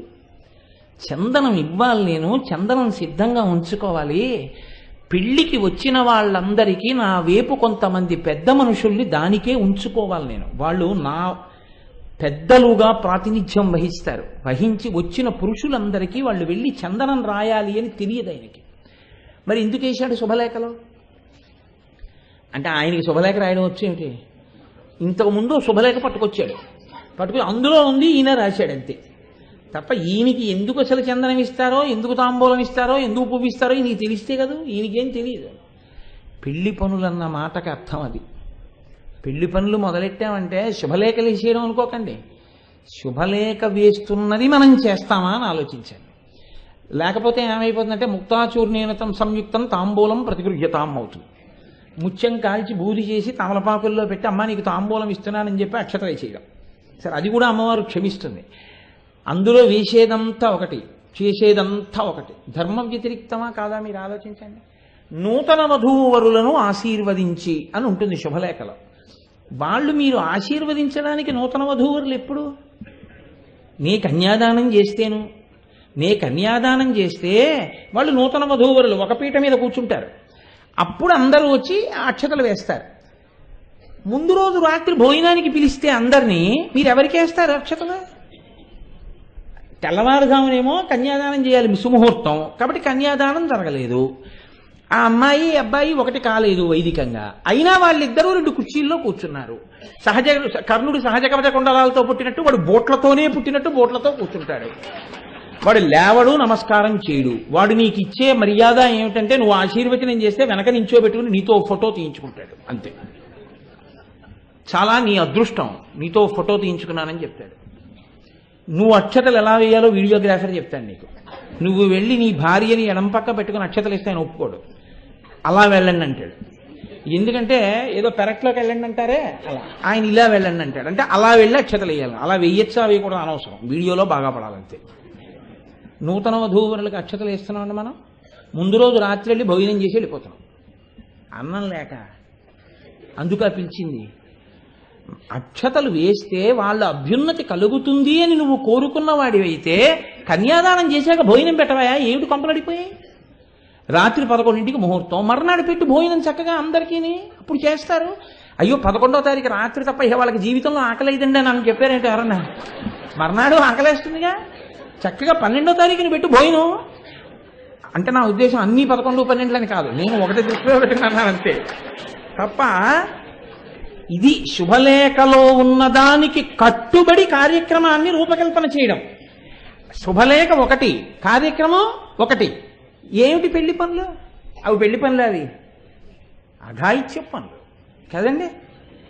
ఇది పెళ్లి పనులు మొదలెట్టడం అన్న మాటని, వైదిక సంస్కృతిని ఎంత పట్టుకుని నడిపించాడో చెప్తున్నారు తిక్కన గారు. అందుకే ఎప్పుడు ఏం చెప్తారంటే విరాట్ రాజు గారు బ్రాహ్మణులతోటి, వైదిక నిష్ట కలిగిన వారితోటి, జ్యోతిష్కులతోటి సంప్రదిస్తూనే ఉన్నాడు అన్నారు. అంటే ఇది ఇలా చేస్తే ధర్మచట్టంలోకి వస్తోందా, ఇలా చేస్తే అది వివాహ క్రతువులోకి వస్తోందా చూశాడు తప్ప, ఏదో చేస్తున్నాను తప్ప అసలు అది వివాహ క్రతువులో లేనివన్నీ చేసి చెయ్యవలసినవన్నీ వదిలేస్తే అది వివాహం ఎలా అయింది? అన్ని నువ్వు అనుకుంటున్నావు అంతే అయిందని, కానీ నువ్వు చేసింది మాత్రం అలా అవదు, తప్పే అవుతుంది ఖచ్చితంగా. కాబట్టి ఇది పట్టుకుని పెళ్లి పనులు మొదలు పెట్టాడు ఆయన లోపల. కాబట్టి ఇప్పుడు ఆయన ఏం చేశాడు అంటే, కలువడములు మణితోరణములు కట్టిరి, క్రముక కాండ మోచా స్తంభంబులు నాటిరి, కుంకుమమున కలయ నలికి మృగ్గులిడిరి కర్పూరమునన్. ఎంత అందమైన సంస్కృతి అండి వైదిక సంస్కృతి, భారతీయ సంస్కృతి, సనాతన ధర్మంలో.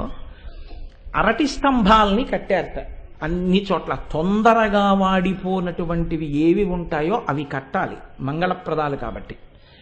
వాటితో పాటుగా పోక స్తంభములను కట్టారట. పోక చెట్లు ఉంటాయా, పోక స్తంభాలు కట్టి కలువ పూలతో దండలు కట్టారట పెళ్లి మంటపం అంతా. దీని మీద అక్కడక్కడ మహారాజు కాబట్టి మణిహారాలను అలంకారం చేశారట. ఇప్పుడు కుంకుమ కలిపినటువంటి నీళ్ళని చల్లారట. ఎక్కడ వివాహం జరుగుతుందో ఆ మంటపాన్నంతటినీ చందనం అలిదేరట. మనమైతే ఏదో ఫ్రేమ్ ఒకటి పెట్టిస్తారు అంతే, ఇంకేం ఉండదు. ఆ తర్వాత ఎవరో వచ్చి తుడుస్తారేమో, నాకేం తెలియదు అనుకోండి, అది తుడుస్తారో తుడవరో కూడా నాకు తెలియదు. ఓ పీట దాని మీద కూర్చుంటాడు, వాడో పెద్ద కోట్ వేసుకొస్తాడు, సరే అదంతా అల్లరి. కాబట్టి అసలు నిజంగా అక్కడ శుద్ధి చేసి చక్కగా అక్కడ చందనంతో అలికారు, మంగళద్రవ్యం కాబట్టి. ఇవి పెద్ద విషయాలేం కావండి. అందుకే తిక్కన గారు ఏమన్నారో తెలుసా అండి, వివాహం అంత బాగా జరగడానికి కారణం అక్కడున్న సువాసినులు అన్నారు. అక్కడ పిల్లాడు పిల్ల నిశ్చితార్థం చేసుకుంటే రే ఇద్దరు సినిమాకి వెళ్ళండి రా అని ముసలిది చెప్తే ఎందుకు వచ్చిన దిక్కుమాలిన ముసల్తనం? అక్కడ ఉన్నందుకు నేను ఇంట్లో పెద్దదాన్నమ్మా, పెళ్లి మంటపాన్ని చందనంతో అలుగుతాను, చక్క సువాసినులు అందరూ లలితా సహస్రం చదువుతూ చందనం తీయండి, కాస్త చందనం రాద్దాం మంటపం అంతా అన్నారు అనుకోండి, అప్పుడు పెద్దరికం. అది చెయ్యవలసినటువంటి పని. ఏమండి నేను ఒక ప్రశ్న అడుగుతాను, మీరేమనుకోవద్దు. అది చాలా కష్టమా? దానికి ఏమైనా లక్షలు ఖర్చు పెట్టాలా? ఎవరు చెప్పాడు 75,000 పెట్టి సెట్టింగ్ వేయమని? నలుగురు ఆడవాళ్ళని పిలిచి అమ్మ మా అమ్మాయి పెళ్ళి చందనం తీయండి అమ్మా, కొంచెం అక్కడ ఆ మంటపంలో రాస్తామంటే సంతోషంగా చందనం తీయరు. ఏది చెయ్యాలో అది వదిలేస్తున్నాం, ఏది అక్కర్లేదో అది తీసుకెళ్ళి మనం ఏర్పాట్లు చేస్తాం. అవునా కాదా? నేను ఎందుకు చెప్తున్నానంటే నాకు దీనివల్ల ఒక ప్రయోజనం ఉంది. మాకేమైనా పని చెప్పండి, మాకేమైనా పని చెప్పండి అంటున్న వాళ్ళందరూ ఏ పనులు చేయాలో నిర్ణయం చేసేసుకోవచ్చు కాబట్టి అరటి స్తంభాలు నాటారు, పోక చెట్లు పెట్టారు, మణిహారములు పెట్టారంటే ఇవన్నీ పెట్టమని కాదు, కలువదండలు కట్టారు. కట్టిన తరువాత చక్కగా ప్రారంభం చేశారు. ఇంట్లో ఉన్నటువంటి అంటే ఇప్పుడైతే వెల్లలు వేయుట అంటామేమో, ఇంటినంతటినీ శుభ్రం చేసుకున్నాడు. మణిదీపాలన్నిటినీ కూడా తుడిపించి బాగా వెలిగేటట్టుగా చేసుకున్నట్ట. అంటే ట్యూబ్ లైట్ దుమ్ము పడితే తుడిచేస్తే కదండి బాగా లైటింగ్ వస్తుంది. ఇప్పట్లో అయితే అది, అప్పట్లో అయితే అది. కాబట్టి తన ఇల్లు ముందు పెళ్లివారి ఇంటిగా ముస్తాబు చేసుకున్నాడు. మామిడి తోరణాలు పందిళ్ళన్నీ కట్టించాడు. కట్టించి ఇప్పుడు లగ్నపత్రిక పట్టుకుని ధర్మరాజు గారి దగ్గరికి వెళ్ళాడు. ఉపప్లావ్యం, అయా ఫలానాది సుముహూర్తం, మీరు పెద్దలు కాబట్టి మీరు చక్కగా ఆ సమయానికి మీ తమ్ముళ్లతో, పెళ్లి కొడుకుతో, మీ పరివారంతో మీరు బయలుదేరి రావాలని చెప్పాడు. ఈలోగా ఉపప్లావ్యానికి కృష్ణ పరమాత్మ వచ్చారు, ఆయనతో పాటుగా సుభద్ర వచ్చింది, అభిమన్యుడు వచ్చాడు, పెళ్లి కొడుక్కి పెళ్లి కబురు చెప్పారు. అక్కడి నుంచి పాంచాల దేశపు రాజులు వచ్చారు, శ్రీ కృష్ణ పరమాత్మతో పాటుగా సాత్యకి, బలరాముడు మొదలైన వాళ్ళు, ధర్మరాజు గారి సారథి ఇంద్రసేనుడు మొదలైన వాళ్ళందరూ వచ్చారు. అందరికీ పెళ్లి వార్త తెలిసింది. ధర్మరాజు గారు లగ్నపత్రికలు పంపించాడు, విరాట్ రాజు గారు ధర్మరాజు గారికి పంపించాడు. రావలసినటువంటి సమయం ఆసన్నమైంది. పిలిచాడు పెళ్లివారిని, రండి తరలి రండి, సుముహూర్తంకి ముందుగానే మనం ప్రశాంతంగా పెళ్లిపీటల మీద కూర్చోవడానికి వీలుగా రండి అని పిలిచాడు. విడిది నుంచి బయలుదేరేటప్పుడు ముహూర్తం ఎన్నింటికి? 8:30. అయితే 8:20కి బయలుదేరితే చాలదా అనకూడదు. ఎందుకు అలా అనకూడదో తెలుసా అండి? కేవలం మంగళసూత్రం కట్టించేసుకోవడం, కేవలం జీలకర్ర బెల్లం పెట్టించేసుకోవడం కూడా అవసరం రాకూడదు. దానికి ముందు కొంత క్రతువు ఉంటుంది. దాని ముందు జరగవలసినటువంటి క్రతువు అందంగా జరగాలి అంటే పెళ్లి కొడుకు రావాలి వేళకి. దీనికి బాధ్యులు ఎవరు పెద్దరికమో వాళ్ళది. కాబట్టి ధర్మరాజు గారికి చెప్పాడు తీసుకురమ్మని. ఇప్పుడు నేను చాలా పెళ్లిళ్లలో చూస్తుంటాను, 8:32 ముహూర్తం అంటారు, 8:10 అవుతుంది, 8:15 అవుతుంది, 8:20 అవుతుంది. వాడు ఏం చేస్తున్నాడంటే కోటు గుండీలు ఎట్టుకుంటున్నాడు అంటారు. వాడు 8:29కి వస్తాడు. వస్తూనే పెద్ద పెడపెడార్భటుల ధనులు. నేను ఒక పెళ్లి చూసి ఆశ్చర్యపోయానండి. ఓ రోజున నా కర్మ కొద్దీ ఏ దొరుకుతాయో ఏమిటో నాకు. అదేంటి ఏదో ఓ పెళ్లి మంటపం ముందు నుంచి వెళ్ళిపోతున్నాను. ఎందుకో వెళ్ళిపోతుంటే ఒక హిందీ పాట ఏదో ఉంది, కుర్బానీ కుర్బానీ కుర్బానీ అంటే బలైపోయావు బలైపోయావు బలైపోయావు అని వాడు ఆ పాట వాయిస్తున్నాడు. పాట వాయిస్తుంటే ఆశ్చర్యం ఏంటంటే ఈ పెళ్లి కొడుకు మంగళసూత్రం కడుతున్నాడు. కడుతుంటే బయట 2 పావులు వెలిగించేశాడు. అవి ఇలా బుసలు కొట్టి పేలుతున్నాయి. అది అక్కడ పరిస్థితి. అప్పుడు వాడు తాళి కడుతున్నాడు. వీడు కుర్బానీ కుర్బానీ కుర్బానీ అని వాయిస్తున్నాడు. నేను ఈ మధ్య ఎక్కడో నిశ్చితార్థానికో దేనికో వెళ్ళా, విఘ్నేశ్వరుడి బియ్యం మీద కట్టడానికి. వాడు అంతకన్నా అఘాయిత్యం. వాడు శ్రీగౌరి శ్రీగౌరియే శివుని శిరమందు ఏ గంగ సింధులు వేసినా శ్రీగౌరి శ్రీగౌరి అని వాడు ఇస్తున్నాడు. వాడు శుభమాని వాడి కొడుక్కి ఒక్కటే పెళ్లి కదా చెయ్యాలని కోరుకుంటాడు. ఈ 2 పెళ్ళిళ్ళ గొడవ సవతుల దెబ్బలాట్ల పాట ఎందుకు వచ్చింది వాడికి? ఆ పాట అంటే సందర్భరహితం, అర్థరహితం. అందులో ఏముంది ఏమిటి ఏం అక్కర్లేదు, ఏదో వాయించాడా లేదా, వాడు వాయిస్తాడంతే. కాబట్టి ఇప్పుడు ఆయన ఎంత దూరం చెప్పారో తెలుసా అండి? విరాట్ రాజు సన్నాయి వాయిద్యం మాట్లాడుకున్నాడని చెప్పారు. నేను అబద్ధాలు చెప్పాను అనుకుంటే మీరు భారతం చదవండి. నేను ఇంకా కొనసాగించలేక ఏదో పూర్తి చేస్తున్నాను, కానీ నిజంగా ఏమీ అద్భుత రచన అండి తిక్కన గారిది. ఎందుకు సన్నాయి మాత్రమే పెట్టుకున్నాడని చెప్పారో తెలుసా? ఏవో 50 మంది కూర్చుని మిలిటరీ వాళ్ళలా కొట్టే బ్యాండ్లు పెట్టుకోలేక కాదు ఆయన. ఆయన ఎందుకు పెట్టుకున్నాడంటే నాదస్వరం వచ్చిన వాళ్ళకి రాగతాళములు తెలుస్తాయి. వాళ్ళు సాధారణంగా దేవాలయంలో ఈశ్వరుడి ముందు మ్రోగిస్తారు. నాదస్వరం అనేటటువంటిది ఈశ్వరుడి ముందు వాయిస్తారు దేవాలయంలో. వాయించినప్పుడు వాళ్ళ కంఠం, వాళ్ళ ఊపిరి ఈశ్వర సేవకి అంకితమైంది. వాళ్ళకి భగవంతునికి సంబంధించిన కృతులు కీర్తనలు అలవాటు పడి ఉంటాయి. ఆ ఊపిరి అటువంటి వాద్య పరికరంతో వాళ్ళు వచ్చి కూర్చుని మంగళప్రదంగా సన్నాయి మాత్రమే వాయించాలి. అందుకని డోలు సన్నాయి విరాట్ రాజు మాట్లాడుకుని ఏర్పాటు చేసుకున్నాడు అని చెప్పారు తిక్కన గారు. ఇప్పుడు వివాహానికి తొందరగా వచ్చేసేయండి అని ఆహ్వానించాడు. అలాగే బయలుదేరి వచ్చాడు. ఎలా వచ్చాడని చెప్పారో తెలుసా అండి? విడిది నుంచి బయలుదేరి వచ్చేటప్పుడు చాలా తక్కువ వాహనాలతో వచ్చారు ధర్మరాజు గారు. అది పటాటోపానికి సంబంధించింది కాదు, వైదిక క్రతువుకి వెడుతున్నది. కాబట్టి కొద్ది ఏనుగులతో కొద్ది గుర్రాలతో పరివారంతో కలిసి ధర్మరాజు గారు సభామంటపానికి చేరుకున్నాడు. చేరుకున్న తర్వాత వివాహ క్రతువు, గౌరి తపస్సు వీటిని అలా పక్కన ఉంచారు. వివాహం ప్రారంభమైంది. అయిన తరువాత తెర పట్టుకుని భద్రంగా తీసుకొచ్చి పెళ్లి కొడుకు పెళ్లి కూతురు మధ్యలో పట్టుకున్నారు. తూర్పు దిక్కుగా పెళ్లి కొడుకు కూర్చుంటాడు, పశ్చిమ దిక్కుగా పెళ్లి కూతురు కూర్చుంటుంది. అంటే ఒకరికి ఎదురు ఒకరు కూర్చుంటారు, ఒకరి పక్కన ఒకరు కూర్చోడాన్ని శాస్త్రం అంగీకరించదు. కన్యాదానం చేసే వరకు ఎదురెదురుగుండా కూర్చుంటే మధ్యలో తెర పడతారు. ఆ తెర ఆడపెళ్లి వారు తెచ్చుకోవలసినటువంటి ప్రధానమైన పనిముట్టు వైదికంగా. దాని మీద ఏమీ రాయకూడదు అని శాస్త్రవాక్కు.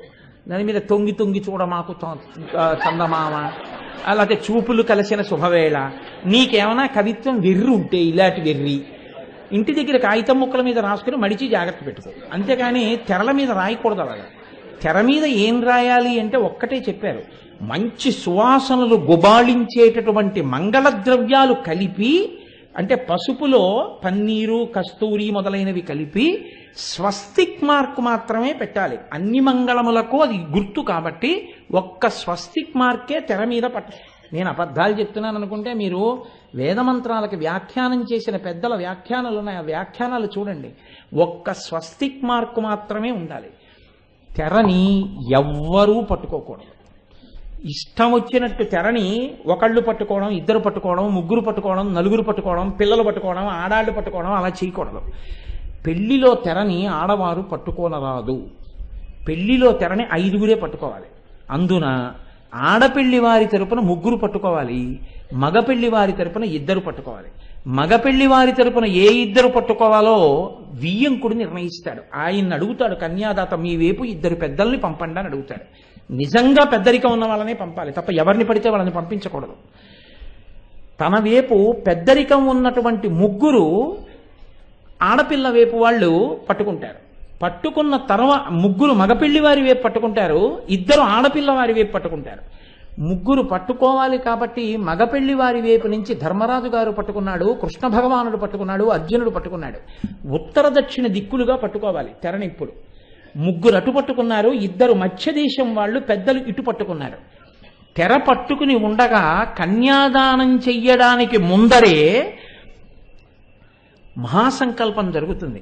ఆ మహాసంకల్పం జరిగేటటువంటి సమయంలో సమస్త పాపరాశి దగ్ధమవడానికి అది హేతు అవుతుంది. అవన్నీ కూడా ఈ సృష్టి ప్రారంభ పర్యంతము ఇప్పుడు జరుగుతున్నటువంటి శుభముహూర్తం వరకు ఉన్నటువంటి పర్వతాల్ని, నదుల్ని, అవతారాల్ని, విశిష్టమైనటువంటి పురుషుల్ని, చక్రవర్తుల్ని, ఋషుల్ని స్మరణ చేస్తారు.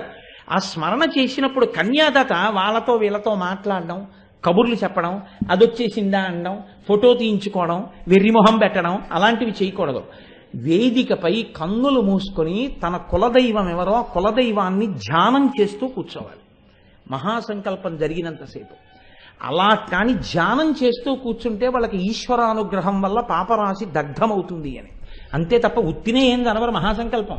పెళ్లిలో మహాసంకల్పం చదవడానికి నువ్వు సమయం ఇవ్వాలి. అంతేకాని నువ్వు 8:20కి సుముహూర్తం అంటే నీకేం తెలిసని పావుతో కిందికి వచ్చావు, అలా రాకూడదు. చాలా తొందరగా వచ్చేసేయాలి. వచ్చేస్తే పెళ్లికి చాలా క్రతువు ముందు నడుస్తుంది, శుభముహూర్తానికి ముందు. అదంతా సరిగ్గా జరగాలి అంటే మగ పెళ్లి వారు వేళ పట్టున రావాలి. అలా రాకపోతే పాడైపోయేవాడు ఎవడంటే కన్యాదాత పాడైపోతాడు. ఆయన ఏమీ చేసుకోవడానికి అవకాశం ఉండదు. కాబట్టి వేళ పట్టున రావాలి. ధర్మరాజు గారు ఆ గౌరవం పాటించాడు, తొందరగా వచ్చాడు. మనం కూడా నేర్చుకోవాలి జీవితంలో. భారతం విన్నాం కాదు, పెళ్లి చేస్తున్నామంటే మగపెళ్లి వారి వైపైనా ఆడపిల్ల వారి వైపైనా ఎలా ఉండాలో మనం నేర్చుకోవాలి. పెద్దరికం వహించేవాళ్ళు పెద్దరికం అంటే ఏమిటో తెలుసుకోవాలి. కాబట్టి ఇప్పుడు ఆ మధ్యలో తెరపట్టారు. తెరపట్టిన తరువాత ఒక మాట చెప్తున్నారు తిక్కన గారు, శుభముహూర్తం ఆసన్నమైంది, సుముహూర్తం అంటారు.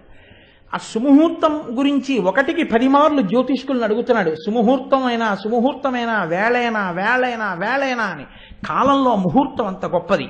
ఇప్పుడు విహిత పరిపాటితో విప్ర వృద్ధ జనులు పుణ్యకర్మ పరంపర భూని నడుప అర్ధి కృష్ణ యుధిష్ఠర పార్థ మత్స్య వరులు తెరయొద్ద అవ్వధూవరుల నిలిపి. ఎవరు పట్టుకున్నారో చూసారా? ఇటువైపు పట్టుకున్నప్పుడు కృష్ణ, యుధిష్ఠర, పార్థ. కృష్ణుడు పట్టుకున్నాడు, ధర్మరాజు పట్టుకున్నాడు, అర్జునుడు పట్టుకున్నాడు. 3 పట్టుకున్నారు అని తిక్కన గారు చెప్తున్నారు. 3 ఎంతటి పెద్ద మనుషులు. అంతేగాని ఎవరిని పడితే వాళ్ళని వచ్చి తెర పట్టుకో అని చెప్పకూడదు. తెర పట్టుకుని నించున్నారంటే పెద్దరికం. కన్యాదానం చేసేటప్పుడు ఆ తెరమించే జరుగుతుంది. ఆ తెరమించే మొదట సుముహూర్తంలో ఆ జీలకర్ర బెల్లం పెట్టుకుని చూసుకుంటారు. అది పెద్దల పాదసాక్షిగా అటువంటి మహాపురుషులు నిలబడి ఉండగా జరగాలి. అంతే తప్ప ఎవడు పడితే వాడు వచ్చి తెర పట్టుకోకూడదు. తెర పట్టుకున్నారు అంటే, వేదిక మీద తెర పట్టుకున్నారంటే చాలా పెద్ద మనుషులు అన్నమాట. ఇటువైపు నుంచి అటువైపు నుంచి అత్యంత గౌరవనీయులు, ఈశ్వరోపాసన బలమున్నవారు అని గుర్తు. అలా పట్టుకోమని తెర పట్టుకుంటే. కాబట్టి ఇప్పుడు అటువంటి వాళ్ళు వచ్చి తెర పట్టుకుని ఉండగా సుముహూర్త సమయం ఆసన్నమైంది. వెంటనే అభిమన్య కుమారుడు ఉత్తర ఇద్దరూ కూడా తెరని కొంచెం కిందకి దింపించి ఒకరిని ఒకరు చూసుకున్నారు అని చెప్పారు. తిక్కన గారు జీలకర్ర బెల్లం చెప్పలేదు. ఎందుకు చెప్పలేదు అంటే ఒక కారణం ఉంది. జీలకర్ర బెల్లం సుముహూర్తమా, ఒకరినొకరు చూసుకోవడం సుముహూర్తమా? అంటే పాణిగ్రహణం కూడా సుముహూర్తం కింద చేస్తారు. రామాయణంలో సీతా కళ్యాణానికి పాణిగ్రహణం సుముహూర్తం. ఒక్కొక్క చోట ఒక్కొక్క అంగం ప్రధానం. మనం తెలుగునాట ప్రత్యేకించి జీలకర్ర బెల్లం పెట్టుకోవడమే సుముహూర్తం అంటారు. జీలకర్ర బెల్లం పెట్టేసుకున్నారా అంటారు. కానీ వైదికమైన ఆలోచన చేసినప్పుడు జీలకర్ర బెల్లం చూసుకోవడం కన్నా గొప్పది కాదు. ఎందుకో తెలుసా అండి? మంత్రం ఏం నడిచిందో అదే పెద్దపీట కదా. అక్కడ మంత్రం ఏమనుంది అన్నది మీరు చూడాలి. మంత్రం జీలకర్ర బెల్లం పెట్టుకోవడం అని ఉందా, లేకపోతే చూసుకోవడం అని ఉందా? అంటే మంత్రం ఏమని ఉంటుందో తెలుసా అండి? వరుడు ఆమె వంక చూస్తాడు. మొదట తెరదింపగానే ఆడపిల్ల మొహం వంక చూస్తాడు. వధువు ముఖాన్ని చూసి కన్యా నిరీక్షణ ముహూర్త సుముహూర్తోస్తు ఇది అనుగృహ్ణంతు అంటాడు. సభ వంక అంతటి వంక తిరిగి అందుకు పువ్వులు ఇచ్చి చందనం రాసి తీసుకొస్తారు సభలోకి వచ్చే వాళ్ళని. సభాయే నమః అని, సభాభ్య సభాపతిభ్యశ్చ ఓ నమో నమో. అది కూడా శివస్వరూపం సభ. కాబట్టి ఇప్పుడు సభ వాళ్ళని అంటాడు ఒక మాట. తను పెళ్లి కూతుర్ని చూడగానే ఏమంటాడంటే కన్యా నిరీక్షణ ముహూర్త సుముహూర్తోస్తు ఇది అనుగృహ్ణంతు. నేను ఈ పిల్లని చూసినటువంటి ఈ శుభ సమయం ఉందే, ఇది సుముహూర్తమే అని మీ అందరూ అనండి అంటాడు. అంటూ ఆయన ఆమెను చూస్తాడు, ఆమె ఆయన వంక చూస్తుంది. వీళ్ళిద్దరూ ఒండరులు ఒకరినొకరు చూసుకుంటున్నటువంటి సమయంలో సభలో ఉన్న వాళ్ళందరూ పైకి లేచి ఒక మాట అనాలి. ఏమనాలంటే కన్యా నిరీక్షణ ముహూర్త సుముహూర్తోస్తు అనాలి. నువ్వు ఈ పిల్లని చూసిన ముహూర్తమేదో అది సుముహూర్తమే అని వచ్చి అక్షతలు వేయాలి. అక్షతలు వేస్తున్నప్పుడు ఈ చేతులు జీలకర్ర బెల్లం పెట్టుకుంటూ చూసుకుంటున్నప్పుడు అమంగళకరమైనవి ఏవి వినపడకుండా ఈశ్వరుడి దగ్గర ఎప్పుడూ వాద్యం చేసేటటువంటి సన్నాయి వాద్యగాండ్రు ఉచ్చైస్వరంతో గట్టిగా మ్రోగిస్తూ నాదం చేస్తారు. అప్పుడు ఆ భేరీలు మోగుతుండగా, ఆ మంగళధ్వనులు మోగుతుండగా ఒకరినొకరు చూసుకుంటారు. జీలకర్ర బెల్లం పెట్టుకోవడం చూసుకోవడానికి అనుషంగికం. జీలకర్ర బెల్లం ఎందుకు పెట్టుకోవాలి అంటే జీలకర్ర మంగళద్రవ్యం. అది జీలకర్ర ప్రతిరోజు తినడం అలవాటు ఉంటే యవ్వనం చెడిపోదు అని. యవ్వనం చెడిపోదు అంటే నా ఉద్దేశం ఇంకోలా కాదు, శక్తి అంత తొందరగా క్షీణించిపోకుండా ఉంటుంది జీలకర్ర తింటే. కాబట్టి వీళ్ళు 10 కాలాలు శక్తితో ఉండి ఈశ్వరుణ్ణి ఆరాధించాలి. కాబట్టి జీలకర్ర బెల్లానికి చల్ది దోషం లేదు. ఈ రెండు కలిపి నూరితే అందులోంచి పాజిటివ్ కరెంట్ వస్తుంది అని. అది ఒకరి పట్ల ఒకరికి అవగాహన ఏర్పరిచి ఆమె కొరకు ఆయన, ఆయన కొరకు ఆమె కలిసి ధార్మికమైన జీవనం చెయ్యగలుగుతారు. ఎందుకంటే మీరు ఒకటి గుర్తుపెట్టుకోండి, మీరు ఏ ఆశ్రమం మారినా మారనిది ఏమిటంటే ధర్మమే. మిగిలినవన్నీ వదిలేస్తారు. చతుర్విధ పురుషార్థ ఫల సిద్ధ్యర్థం అని చెప్పినప్పుడు ధర్మము, అర్థము, కామము, మోక్షము. ఇందులో ఒక వయస్సులో అర్ధకామాలు కావాలి. బ్రహ్మచర్యంలోకి వెళ్ళారనుకోని, ఉపనయనం చేశాక బ్రహ్మచర్యం, పెళ్లి చేశాక గృహస్థాశ్రమం. అందుకు గుర్తుపెట్టుకోవాలి, అది ధర్మం అంటే. పెళ్లి ఎందుకు చేస్తున్నారంటే నువ్వు గృహస్థాశ్రమంలోకి వెళ్ళడానికి, ధర్మానికి దారి. అర్థం కొన్నాళ్ళు అయ్యాక వదిలేసావు, ఇంకా డబ్బు పిచ్చి లేదు. కామం వదిలేసావు, సన్యాసం తీసేసుకున్నావు, ధర్మం వదిలేయచ్చా? సన్యాసికి కూడా సన్యాసి ధర్మం ఉంటుంది తప్ప ధర్మం అన్నది వదలడం కుదరనిది. అందుకని ధార్మికమైన నడువడి కొరకు గృహస్థాశ్రమంలో నువ్వు ప్రవేశిస్తున్నావు. అటువంటి నడవడి కొరకు తప్ప అన్యమైనటువంటి విషయాల కోసం వెడుతున్నావా అంటే అది ప్రధానమని చెప్పడం కుదరదు. కాబట్టి ఇప్పుడు ఆ జీలకర్ర బెల్లం ఒకరి తల మీద ఒకరు పెట్టుకుంటారు. పెట్టుకుంటే ఒకరి పట్ల ఒకరికి అన్యోన్యత, ఒకరి మనసు ఒకరికి అర్థమై, ఇద్దరి మనసులు ఏకీకృతమై ఇద్దరిగా ఉన్న ఒకరిగా బ్రతకగలిగినటువంటి స్థితి కలుగుతుంది. అందుకే ఎప్పుడూ కూడా ఒకరి మెడలో దండ వేశారనుకోండి, అది తీసుకుని వేరొకరు వేసుకోకూడదు. పురుషుడి మెడలో దండని ఇంకొకరు తీసి వేసుకోకూడదు. అలాగే స్త్రీ దండ వేసుకుంది అనుకోండి, ఆ దండ ఇంకొకరు వేసుకోకూడదు. ఇంకొకరు వేసుకున్న దండని రెండవ వారు వేసుకుంటే ఐశ్వర్యం పోతుంది. ఒక్క ఈశ్వర నిర్మాల్యము ఒక్క స్థాయిలో అనుగ్రహిస్తే, ఒక స్థాయిలో, అన్ని వేళలా కాదు, గురువు గారి అనుగ్రహించినటువంటిది. కానీ మీరు ఒకటి గుర్తుపెట్టుకోండి, పూలదండలు మార్పిస్తారు పెళ్లి కొడుకు పెళ్లి కూతురుతో. మార్పించేటప్పుడు బోలెడన్ని దండలు తీసుకొచ్చి అదే పనిగా ఈ పిల్లవాడు ఆమెకి, ఆమె ఈయనకి వేసి దండలు తీసి పక్కన పెట్టేశారనుకోండి, అది వివాహమునందు అపచారం జరిగిందని గుర్తు. ఈ పిల్లవాడు పిల్లాడి మెళ్ళో వేస్తుంది, ఈ దండనే తీసి పిల్ల మెళ్ళో వేయాలి. పిల్ల తన మెడలోంచి తీసి పిల్లాడికి వేస్తుంది. దండ మారుతుంది. ఇలా ఎందుకు మారుతుందో తెలుసా అండి? సభాముఖంగా ఎందుకు మార్చుకుంటారో తెలుసా? మిగిలిన వాళ్ళందరినీ గుర్తుపట్టమని. ఇక నుంచి మేము 2 కాదు, 2 అయితే నాకు వేసిన దండ ఇంకోళ్ళు వేసుకోకూడదు. నాకు వేసిన దండనే నేను నా భార్యకి వెయ్యాలి, నా భార్య తన మెడలోని దండనే నాకు వెయ్యాలి. అందుకు కదా శ్రీవిల్లిపుత్తూరు నుంచి దండ వెంకటేశ్వర స్వామి వారికి వస్తుంది. భార్యాభర్తలంటే 2 కాదు, ఒక్కరే. అందుకని ఆ దండే ఈయనకి, ఈ దండే ఆయనకి. దండలు మార్పించడం అంటారు కానీ దండలు వేయించడం అంటారు. పెళ్లిలో దండలు మార్పించడం అంటే వాళ్ళు ఒకటిగా బతుకుతారని. అసలు నీకు తెలిస్తే కదా నువ్వు పెళ్లి పనులు చేయడం.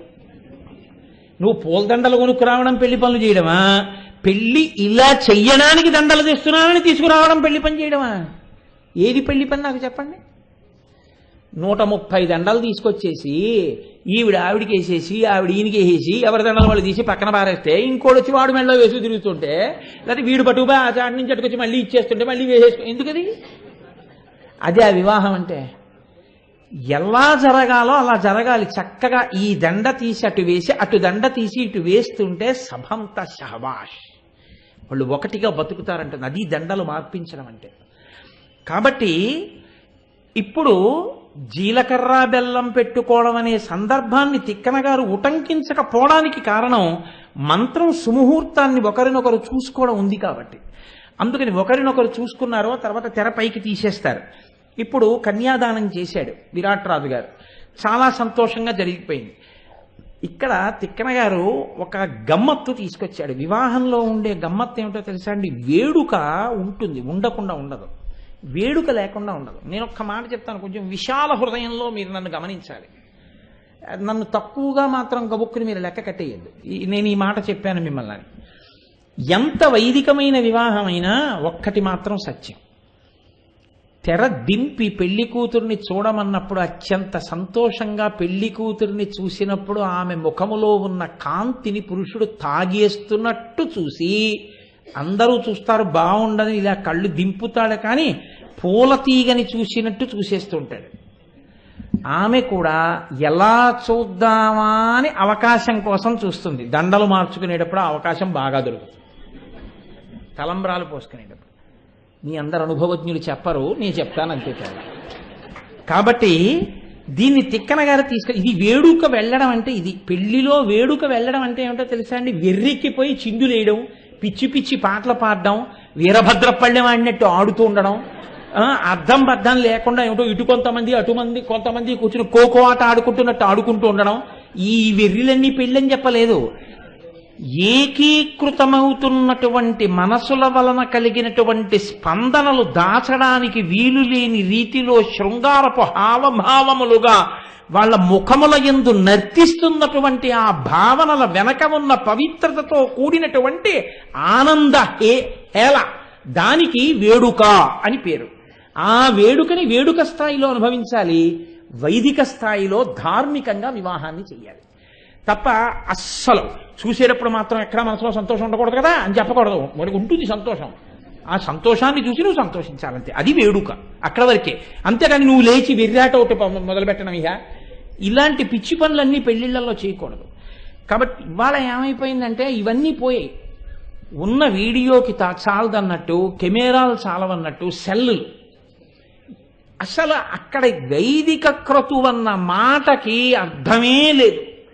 ఎంత ఆవిడిలా మెళ్ళో దండేస్తే అలాగే ఉండండి, ఇక వీడి ముందు ఇలా టిక్కు టిక్కు అటు తిరిగి ఇటు తిరిగి ఇలా పట్టుకో, ఇంకే దండలు మార్చుకోవడం, ఇలా పట్టుకుని ఇలా చూస్తూ మెడతగిపోయిన కోళ్ళ. ఇంకా వైదికం ఏమిటండి? పెళ్ళంతటినీ శాసించేవాడు ఎవరంటే ఇద్దరే, ఒకడు ఫోటోగ్రాఫర్, రెండోవాడు వీడియోగ్రాఫర్. తప్ప పెళ్లి కూతురు కూడా కూర్చోమంటే కూర్చోవాలి, నవ్వమంటే నవ్వాలి, ఏడవమంటే ఏడవాలి, జడెత్తమంటే జడెత్తాలి, ఎలా చేయమంటే అలా చేయాలి. వాడు దర్శకుడు, వీళ్ళు నటులు. ఆ స్థాయికి మనం దించేశాం వివాహం. అది కాదు వివాహం అంటే. నీకు అందితే పట్టుకో, అక్కడ ఉండు, చక్కగా అదిగో వాళ్ళు ఉన్నట్టుండు. నీ కెమెరాకి అందితే అందుకో, అందలేదనుకో నిన్ను నేనేమన్నా బిల్లు పే చేయడం విషయంలో శబాష్ అందింది తీసావా అని బిల్లు ఇచ్చి. అంతేకాని నువ్వు ఇలా తీసేయలేదు అలా తీసే పెళ్ళంతా మానేసి ఇంకా వీటికే ప్రాధాన్యత అంతా. ఇంతంత ఆల్బమ్లు ఏం చేస్తావు? నెత్తి మీద ఎట్టుకుని 6 సీడీలు ఎవడు చూస్తాడు? వాటిని అంత ఓపిక ఎవరికి ఉంది? మీరు చూడండి అంటే ఎవడో చూడలేదు, ఫాస్ట్ ఫార్వర్డ్ పెట్టేదో 2-3 చూసి అది చూశానంటే చాలా బాగుందని చెప్తారు. ఎందుకు వచ్చింది అసలు వివాహం పోయి? ఇవన్నీ జరిగేవి కాదండి, నేను అంటాను, మీరు అనరు, అంతే తేడా. కాబట్టి తిక్కన గారు ఈ వేడుకని అందించారు మనకి. ఎంత గొప్పగా అందించారంటే ఆయన అన్నారు, వరుచూట్కి ముద్దియ వదనంబుపై బారి తిబుటమైననుగాంతి తీపుగ్రోలు సుందరీరత్నంబు చూపు మనోహరు నడుగుల యొప్పుపై అల్లనడరు అతి విలోకనములు పడతొకమైదీవ గలయంగా పలుమరు మెలగుచుండు వెలది కటాక్షముల్ విభునిపై క్రమమున నెగసి మోమున సోకి మొగుడవచ్చు ఒండొరులు లేచమటల నూని వ్రేగుపడిన చాట్పున నవయవ భంగులందు తగిలి మరుపున దడయు ఇద్దర విశాలనయన దీప్తులు నిరుకువ బయలుపడగా. ఎంత అందంగా తీసుకొచ్చారో చూడండి ఆ వేడుకనైనా. ఇదే మహానుభావుడు నాతో పల్లిపాలెం వెళ్తే కృష్ణావధానులు గారు ఓ మాట అన్నారు, నాయన వివాహాలు మంత్రాలు ఇవన్నీ ఎవరికండి? జీలకర్ర బెల్లం పెడతామంటే పెట్టించుకునే వాళ్ళకి. క్రాపింగు పాడైపోతుంది, అదంతా ముళ్ళు పడిపోతుంది, మళ్ళీ తలస్నానం చేయడం కష్టం అని చెప్పి జీలకర్ర బెల్లం పెట్టేటప్పుడు కింద తమలపాకు ఎట్టి పెట్టండి అనే వాళ్ళకి పెళ్లికి మంత్రాలు ఎందుకండి అన్నారు ఆయన. ఎంత గొప్ప మాట అండి నిజంగా. వాడికి జీలకర్ర బెల్లం ఏంటి వాడి మొహం, జీలకర్ర బెల్లానికి కింద తామలపాకు ఎట్టి పెట్టించుకుంటాడు వాడు. ఎందుకంటే వాడి హెయిర్ స్టైల్ పాడైపోతుంది, అది అంటుకుంటే ముద్ద కట్టేస్తుంది వాడికి. అలాంటి వాడికి వివాహ మంత్రం ఏమిటి? ఇంకా ఆయన అన్నారంటే ఖచ్చితంగా అన్నారు. తిక్కన గారు అంటారు, వేడుక అంటే వరుచూట్కి ముద్దియ వదనంబుపై బారి తివుటమైనుగాంతి తీపుగ్రోలు. ఆ తెర కిందకి దింపి వరుడు ఇలా మొట్టమొదట ఆ పిల్లని చూసినప్పుట పరమ సంతోషంతో, అదే మొదటి చూపులు కదండి. పైగా అభిమన్యుడు ఉత్తరకి, ఒరే మీ ఆవిడ అంత బాగుంటుందిరా, ఇంత బాగుంటుందిరా, నా కోళ్ళ అంత బాగుంటుందిరా అని ద్రౌపది మొదలైన వాళ్ళు చెప్తుంటే ఆయన మాత్రం సంతోషం ఉండదేమిటి? ఊహించుకున్నాడు. ఇప్పుడు మొట్టమొదటిసారి చూశాడు. ఆ చూసినప్పుడు యవ్వనపు మెరుపుతో కూడినటువంటి ఉత్తరాముఖంలో ఉన్న కాంతినిట తాగేస్తున్నాడా అన్నట్లు చూశాట. అంత గబగబా అంత అలా ఒక్కసారి అలా చూసేసేట ముఖాన్ని. ఆవిడ అలాగే చూసేస్తే బాగుండదు, అసహ్యంగా ఉంటుంది. ఆవిడేం చేసిందిట, పాదాల వంక బాగా చూసిందిట. అవి ఎందుకు బాగా దొరుకుతాయి అంటే భక్తితో కాబోయే భర్త పాదాలు కదా అని చూసినట్టు ఉంటుంది. పాదాలు ఎందుకు బాగా కనపడతాయంటే కన్యాదానం చేసే వరకు పెళ్లి కూతుర్ని తండ్రి తన పక్కన కూర్చోబెట్టుకుంటాడు. అక్కడ పాత్ర పెట్టి అందులో కాబోయే అల్లుడి గారి పాదాలు పెట్టించి పోస్తుంటే నీళ్లు కడుగుతూ ఉంటాడు. అప్పుడు ఆయన ఈవిడ వంకేం చూస్తూ ఉండడు, పిల్లకి పనే ఉంటుంది కడుగుతున్నప్పుడు. అందుకని ఈ అమ్మాయి చక్కగా వరుడి పాదాల ముందు బాగా చూస్తుంది. పాదాల దగ్గర నుంచి కొద్దిగా కాళ్ళు మోకాళ్ళు వరకు కనపడతాయి కాస్త తెరలో. ఆ తర్వాతట పైన ఉన్నటువంటి శరీరావయవములను సంతోషంగా అవకాశం వచ్చినప్పుడు ఓరకంట చూస్తోందిట. కానీ ఇలా మాత్రం ఆయనలా చూడలేదు. అలా చూస్తే బాగుండదు, అప్పుడప్పుడు పర్వాలేదు అనుకుంటే ఇలా ఓ ఓరకంట చూస్తోందిట ఆవిడ. కాబట్టి అతి విలోకనములు పడతుకమైతీ ఒకలయంగ పలుమరు మెలుగుచుండు. ఎంత సంతోషంగా దీన్ని అనురాగము అన్యోన్యత అంటారు. అపార్థం చేసుకోకూడదు, ఇది వేడుక. ఒక పూల తీగని చూసేటప్పుడు ఒక్క పువ్వులే చూడకుండా ఎంత సోయగంగా ఉందో అని చక్కగా ఆ తీగనంతటినీ ఇలా చూసినట్టు అవకాశం వచ్చినప్పుడల్లా అలా చూస్తున్నట్టు. ఇంకంతకన్నా నీ చెప్పక్కర్లేదు. వెలది కటాక్షముల్ విభునిపై క్రమమున నెగసి మోమున సోకి మగుడవచ్చు. ఆమె తన వంక చూస్తుంటే ఆయన అంత ఆనందాన్ని పొంది ఒండురులు ఉద్వేగం పొందినప్పుడు ఒంటికి లేత చెమటలు పట్టి ఒళ్ళు బరువెక్కినట్టుండి కనురెప్పలు సిగ్గుతో మూతలు పడగా కదలలేక కదులుతున్న వాళ్ళలా ఉన్నారు తా నూతన వధూవరులు ఇద్దరు. అంత అందమైనటువంటి జంట పీటల మీద కూర్చునుంది. తర్వాత తలంబ్రాలు పోసుకుంటున్నారు ఇద్దరు. తలంబ్రాలు పోసుకునే సందర్భంలో కూడా ఎదురుకుండా కూర్చుని పోయిస్తారు. ఆ తలంబ్రాల ఘట్టం ఏ సామాన్యమైనటువంటి ఘట్టం కాదది. అందులో ఆడపిల్ల చేతిలో ఆ కురిడి పెట్టి అందులో బియ్యం పోసి ఆర్ధాక్షతలు అంటారు వాటిని చక్కగా తయారు చేసుకోవాలి. ఆ అక్షతల్ని అవి చేతిలో కురిడిలో పోసి దాని మీద నీటి కలశ పెడతారు. పెట్టి దాని మీద వరుడు యొక్క చెయ్యి పెట్టమంటారు. ఆయన చేతిలో పోస్తారు. పోసిన తరువాత ఇద్దరు కోరుకుంటారు, పుణ్యం, మంచి పనులు, శాంతి కలిగేటట్టుగా మనని గ్రహములన్నీ అనుకూలించుగాక.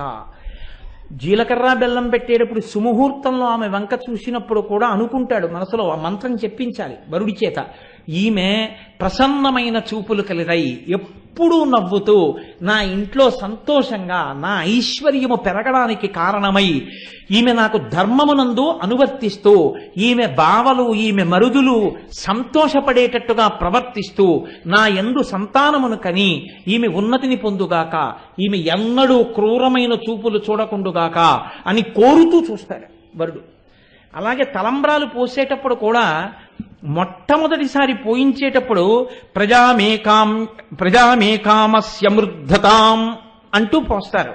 అంటే మొట్టమొదట అడిగేటప్పుడు వరుడు ఆ పెళ్లి కుమార్తె మీద పోసేటప్పుడు ఒకటి అడుగుతాడు, నేను ఎందుకు పోస్తున్నానో తెలుసా? అందుకే తలంబ్రాలు పోసేటటువంటి ఘట్టం దగ్గర ఆ బొడ్డూడని వాళ్ళని వస్తారు కొంతమంది. బొడ్డూడని వాళ్ళన్న మాట నేను ఎందుకు వాడానో తెలుసా అండి? అంటే అంత పసితనం ఉన్న వాళ్ళు, వాళ్ళకేం తెలియదు. ఇంకా ప్రధానంగా వాళ్ళు ఎవరంటే పెండ్లి కుమారుని స్నేహితులు, పెండ్లి కుమార్తె స్నేహితులు. వీళ్ళకి అలివి ఏమీ ఉండదు, చెప్పుకోవాలి పెద్దలు. చెప్పుకోకపోతే ఏమవుతుందో తెలుసా అండి? వాళ్ళు స్టేజ్లు ఎక్కేస్తారు. ఎక్కేసి ఇంకా తలంబ్రాలు తీసుకొస్తుంటేనే ఏదో ఆ మేకని చూస్తే పెద్ద పులి హడావుడు ఉంటుంది, అలా ఉంటుంది వాళ్ళది. పోసై పోసై అని అరుపులు. బేసిన్లు ఎత్తేయడం, పళ్ళాలు కుమ్మరించేసుకోవడం, తోసేసుకోవడం. అందులో ఎన్ని కోరికలు కోరుతారో తెలుసా అండి? దేవతలందరూ వచ్చి నిలబడి అనుగ్రహిస్తారు ఆ సమయంలో. వేళాకోళం కాదు పెళ్ళంటే. వివాహం అంటే అంత పవిత్ర క్రతువు, వాళ్ళ జీవితం పండడం దాంట్లో ఉంది. ఆ అమ్మాయి ఆయన అడుగుతాడు తలంబ్రాలు పోసే ముందు, ప్రజామేకామస్య సమృద్ధ్యతాం, నీ వలన నాకు సంతానము కలుగుగాక అని పోస్తాడు. ఆమె అలాగే అని మంత్రరహితంగా పోస్తుంది. ఇప్పుడు ఆమె ఒక కోరిక కోరుతుంది. ఆమె అంటుంది, పశవో మే కామ సమృద్ధ్యతాం, నీవు బిడ్డలు కలగాలని కోరావు. నేనంటున్నాను మనకి పశు సమృద్ధి ఉండాలి, బాగా ఆవులు దూడలు అన్నీ ఉండాలి. అవన్నీ ఉంటే కదా పిల్లలు వృద్ధిలోకి రావడం, వాళ్ళు అన్నం తినడం. కాబట్టి ఇప్పుడే తల్లి మనసు. ఆమె అంటుంది మనకి పశు సమృద్ధి కలుగుగాక. ఇప్పుడు ఆయన ఏమండవు, అలాగే అంటాడు. ఆయన మీద పోస్తుంది, ఆవిడ మీద పోస్తాడు. ఇప్పుడు 3 ఆయన అడుగుతాడు మళ్ళీ. ఆయన అంటాడు, యజ్ఞో మే కామ సమృద్ధ్యతాం, యజ్ఞములు మనం చాలా చెయ్యాలి. చేసేటప్పుడు నువ్వు నా పక్కన ధర్మపత్నిగా కూర్చోవాలి. ఆ యజ్ఞం చెయ్యడానికి కదా గృహస్థాశ్రమంలోకి వచ్చాం, అప్పుడు కదా దేవరుణం తీరుతుంది. కాబట్టి నువ్వు నాతో కలిసి యజ్ఞం చెయ్యాలి. ఆమె అంటుంది ఏమి మంత్రం ఉండదు. ఇప్పుడు ఆయన ఈ మంత్రం చెప్పి పోస్తాడు. ఆమె మంత్రరహితంగా పోస్తూ అంగీకరిస్తుంది. ఆమె అంటుంది తప్పకుండా నేను ఎప్పుడూ నీ పక్కన కూర్చుని మనం 10 కాలాల పాటు ఎన్నో యజ్ఞాలు చేద్దాం. ఇప్పుడు ఆమె మళ్ళీ ఒక కోరిక కోరుతూ పోస్తుంది. ఆమె అంటుంది శ్రియో మేకామ సమృద్ధ్యతాం, మనకి బాగా లక్ష్మీ కటాక్షం ఉండాలి, ఐశ్వర్యం ఉండాలని నేను కోరుకుంటున్నాను అని ఆమె పోస్తుంది. ఆయన అంటాడు అలాగే తప్పకుండా మనకి లక్ష్మీ కటాక్షం కలగాలి. ఇప్పుడైనా అమంత్రకంగా అంటే మంత్రం లేకుండా ఆయన పోస్తాడు మళ్ళీ. ఇప్పుడు ఇలా 3 మాటలు కోరికతో అంగీకరిస్తూ పోసుకుంటారు. తర్వాత వేడుకకు విడిచిపెడతారు. ఆ తర్వాత ఏదో కాసేపు అక్షతలన్నీ కూడా తీసి ఒకరి మీద ఒకరు పోసుకుంటారు. అసలు ఈ మంత్రాలు జరగకుండా అక్షతల్ని కానీ పోసేస్తుంటే పక్కకి వెళ్ళి మంత్రం చెప్పారనుకోండి, ఏది క్రతువుకు అర్థం? ఎవరు అనుగ్రహించాలి మిమ్మల్ని? ఇవి ఎంతంత దూరం వెళ్ళిపోతాయో తెలుసండి ఒక్కొక్కసారి. ఆ తర్వాత ఐశ్వర్య భ్రష్టమైందని ఏడవడం, ఆ తర్వాత పెళ్ళై 8 ఏళ్ళు అయిందండి మాకు పిల్లలు పుట్టలేదు అని సిగ్గుపడుతూ చెప్పి ఏడవడం, ఆ తర్వాత ఏమిటోనండి మేమేమో మా ఇంట్లోనేమో సదాచార సంపన్నత ఎక్కువ, పెళ్లి నాటికి బాగానే ఉండేవారు, ఆయన ఏమిటో తెలీదు మారిపోయారు, ఆయనేమో ఒక్క పూజ లేదు, ఇది కావాలంటే నువ్వు చేసుకో అంటారు, గుళ్ళోకి కూడా తీసుకెళ్ళరండి అన్నాం. ఎందుకు జరగవు? ఏది దేవతానుగ్రహాన్ని ఇద్దరు ఎక్కడ కోరుకున్నారు? ఇద్దరి జీవితాలు పండాలని అవకాశం ఇస్తే పోన్లే అప్పుడైతే అయిపోయిందమ్మా మళ్ళీ ఒకసారి తలంబరాలు పోసుకోండి అంటాం కుదరదుగా. ఆ అవకాశం వచ్చినప్పుడు ఆ మంటపంలో ఆ మంత్రంతో శ్రద్ధగా నడిచేటట్టు చూడవలసిన బాధ్యత పెద్దలది. వాళ్ళ జీవితాలండి అవి. ఎందుకు చేస్తున్నావు వివాహం? ఇది వదిలిపెట్టి మిగిలినవన్నీ చేస్తే కాల్సనా నీ పెద్దరికం దేనికి? నువ్వు ఉన్నదెందుకు? నువ్వు ఇవి నడిపించడానికే ఉన్నావు నీ పెద్దరికం. వేడుకని తర్వాత శాస్త్రం అంగీకరించింది. వాళ్ళు సమంత్రకంగా పోసేసుకున్నాక ఇప్పుడు మిగిలినటువంటి అందుకే ఎక్కువ తయారు చేస్తారు. అందులో మళ్ళీ దూది గింజలు, రంగుబంతులు ఇలాంటివన్నీ పిచ్చి పిచ్చివన్నీ కనపకూడదు. దాని పేరు అక్షతారోపణము అంతే. కాబట్టి కేవలం అక్షతలే పోయించాలి, అంతేకాని అర్థం పర్థం లేకుండా అందులో అక్కర్లేనివన్నీ తీసుకొచ్చి కలిపేయడం, నురగలు కొట్టుకోవడం ఏంటి? ఇప్పుడు గబుక్కుని పడవాని చోట పడింది అనుకోండి, నురగలు కక్కుకుంటున్నవాడు ఎలా ఉంటాడో అలా వాడు అమంగళకరమైనటువంటి రూపాలు కదండి అవన్నీ. అసలు అవెవరు కనిపెట్టాడు? అవెవరు చేయమన్నాడు నిన్ను? అంటే ఇవి పెళ్లి పనులు అంటే నురగల సీసా కొనుక్కు రావడం, అది పెళ్లి పని. అది పెళ్లి పని ఏంటది? అది పెళ్లి పని ఎలా అయింది? నీ కూతురికి తెలియదు, నీ కొడుక్కి తెలియదు, నువ్వేం చేస్తున్నావు? నీకు తెలియక్కర్లా? ఇది పెళ్లి పనులు మొదలెట్టడం అంటే. అక్కర్లేనివి కొనకుండా ఉండడం, కావలసినవి కొనుక్కుని జాగ్రత్తగా ఉండడం. అందుకే తిక్కన గారు ఏమన్నారో తెలుసా అండి? వైదికమైన భాగాన్ని పెద్దలకు అప్పచెప్పాడు విరాట్ రాజు, కొన్ని సువాసినులకు అప్పచెప్పాడు, కొన్ని తనంత తానే జాగ్రత్త పడ్డాడు. తాంబూలం మర్చిపోకుండా పెట్టి ఫలసహిత వస్త్రసహితంగా పెద్దలైన వారికి వేదిక మీద తానిచ్చుకున్నాడు. పెళ్లి ఎలా చెయ్యాలో తిక్కన గారు ఉత్తరా వివాహాన్ని అడ్డుపెట్టి మనకి ఎంత అందంగా వివరణ చేశాడో మహానుభావుడు. దీని తర్వాత పాణిగ్రహణ ఆ ఒండురులు పోసుకుంటున్నప్పుడు ఒండురుల దోయిళ్ళులా ఇనుపొందజేయు అక్షత ప్రకరంబులు అన్యోన్య మస్తకముల పోషిరి మందార కల్పలతలు విరుల గములు ఒండొంటిపై కురియునట్లు. మందార వృక్షము అనబడేటటువంటి వృక్షం పురుషుడికి సంకేతం. మందార వృక్షము కల్పలత ఈ రెండు ఒకదాని మీద ఒకటి అక్షతలు పోసుకుంటే ఎలా ఉంటుందో అభిమన్యుడు ఉత్తర అక్షతారోపణం అంటే ఆ తలంబ్రాలు పోసుకుంటుంటే అంత అందంగా ఉంది. చిట్ట చివర పాణిగ్రహణం చేస్తూ అన్నారు, చిత్తమున గాఢరాగంబు చేత చూపు తెరగు దోప కెంపారుడు తీగబోడి మృదుల పాణి కుమారుండు మెలపుమై గ్రహించే బల్లవాలంబి మత్తేభలీల.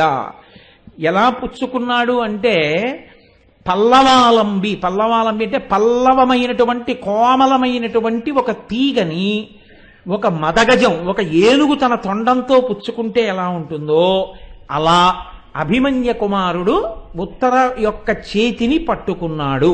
చేతిని పట్టుకోవడము అంటే మీరు ఒకటి బాగా గుర్తుపెట్టుకోవాలి, పాణిగ్రహణము అంటే కరచాలనము కాదు.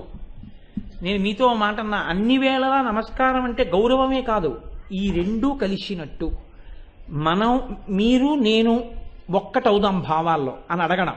అందుకే ఎక్కడికన్నా వెడితే ఇద్దరు కలిసి ఏదైనా చేయాలంటే నమస్కారం పెట్టుకుంటారంటే మన ఇద్దరం ఇంత స్వచ్ఛంగా కలుద్దాం, భావాలు ఒకటి చేసుకుందాం. రెండు ఇలా ఎందుకు కలుపుతారో తెలుసా అండి?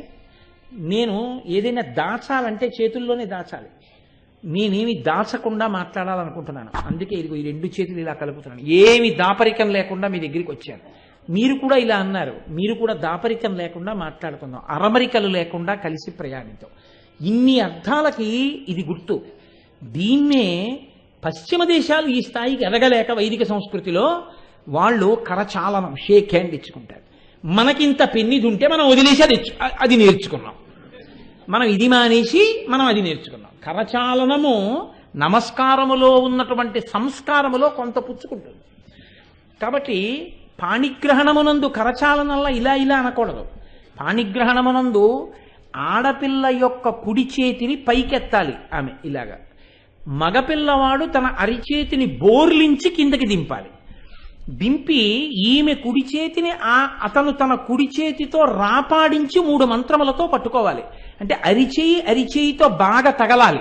తగిలేటప్పుడు వేళ్ళు తగలాలి, బొటన వేళ్ళు తగలాలి, అరిచేయి తగలాలి, 2 అరచేతులు తగలాలి, పాణితలములు అంటారు. అలా తగలకపోతే ఆ వివాహ మంత్ర వ్యాఖ్యానంలో అన్నారు, ఒక్క బొటన వేళ్లే తగిలితే కొడుకులు మాత్రమే పుడతారు, వేళ్ళు మాత్రమే తగిలితే ఆడపిల్లలు మాత్రమే పుడతారు.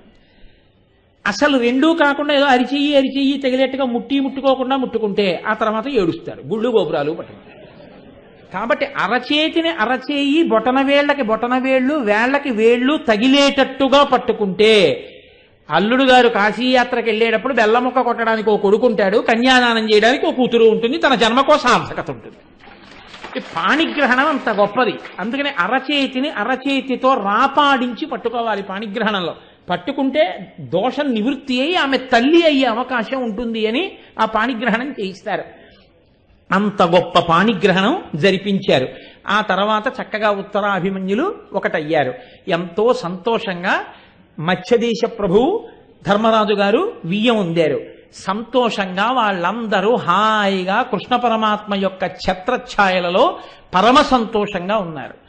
నేను ఇప్పుడు మంగళం చెప్తాను, కానీ ఎవ్వరూ లేవద్దు. ఎందుకో తెలుసా అండి? మంగళం తర్వాత నేను 3 నిమిషాలు మాట్లాడతాను. 3 నిమిషాలు అత్యంత ముఖ్యమైన విషయాన్ని ఒకదాన్ని మీతో ప్రస్తావన చేస్తాను. అందుకని దయచేసి లేవద్దు. మంగళం చెప్పకుండా అది కలపడం నాకు ఇష్టం లేదు. నేను మంగళం చెప్పని మాట్లాడతాను. ఒక్క 3 నిమిషాలు నా కొరకు మీరు దయచేసి కేటాయించండి. మంగళాశాసనపరై మదాచార్య పురోగమై సర్వైశ్చ పూర్వైరాచార్యై సత్కృతాయాస్తు మంగళం. మంగళం కోసలేంద్రాయ మహనీయ గుణాత్మనే చక్రవర్తి తనూజాయ సర్వభౌమాయ మంగళం. ఉమాకాంతాయ కాంతాయ కామితార్థప్రదాయినే శ్రీగిరీశాయ దేవాయ మలినాథాయ మంగళం. కరచరణకృతం వా కర్మ వాక్కాయజం వా శ్రవణనైనజం వా మానసం వాపరాధం విహితం వా సర్వమేత్తక్షమస్వ. శివ కరుణాబ్ధే శ్రీ మహాదేవ శంభో. సర్వం శ్రీ ఉమామహేశ్వర పరబ్రహ్మార్పణమస్తు. స్వస్తి. ప్రవచనం చేసిన తరువాత మిమ్మల్ని నేను ఏదైనా అడగచ్చు, తప్పేం లేదు, అది ధార్మికమే. నాకు మీరు ఇవి చెయ్యండి అని నేను అడిగాను అనుకోండి, నేను అలా అడగడానికి అర్హత కలిగిన వాడనై ఉంటాను. అందుకని మీరు విరాట పర్వం విన్నారు కాబట్టి పంచమ వేదమైనటువంటి భారతం నేను మిమ్మల్ని ఒకటి అడుగుతాను. మీరు నాకు ఆ ఉపకారం చేసి పెట్టవలసి ఉంటుంది. ఏమిటి ఆ ఉపకారము అంటే, 11వ తారీఖు రాత్రి 11 గంటల 2 నిమిషాలకి నా కుమార్తె చిరంజీవి లక్ష్మీ సౌభాగ్యవతి నాగశ్రీవల్లిని రాయవరం సర్పంచ్ గారు రాయవరపు సూర్యనారాయణరావు బావగారి యొక్క జ్యేష్ఠ కుమారుడు వంశీకృష్ణకిచ్చి వివాహం చేయడానికి పెద్దలు నిశ్చయించారు.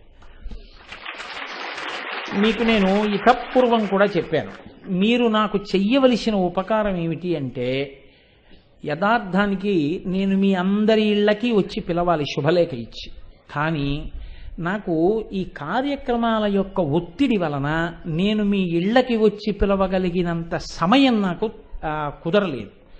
కాబట్టి దయచేసి నాకు ఆ విషయంలో మినహాయింపు ఇచ్చి, నేను మీ ఇంటికి వచ్చి పిలిచినట్లుగానే మీరు భావన చేసి, మీ అందరూ 11వ తారీఖు రాత్రి వివాహానికి వచ్చి నా కూతుర్ని కాబోయే అల్లుణ్ణి చక్కగా ఆశీర్వచనం చేసి నిండు హృదయంతో 12వ తారీఖు మధ్యాహ్నం భోజనం ఏర్పాటు చేస్తున్నాం. మీ అందరూ మీ కుటుంబాలతో వచ్చి పెళ్లి భోజనం చేసి వెళ్ళవలసిందిగా నా ఆహ్వానం మీ అందరికీ.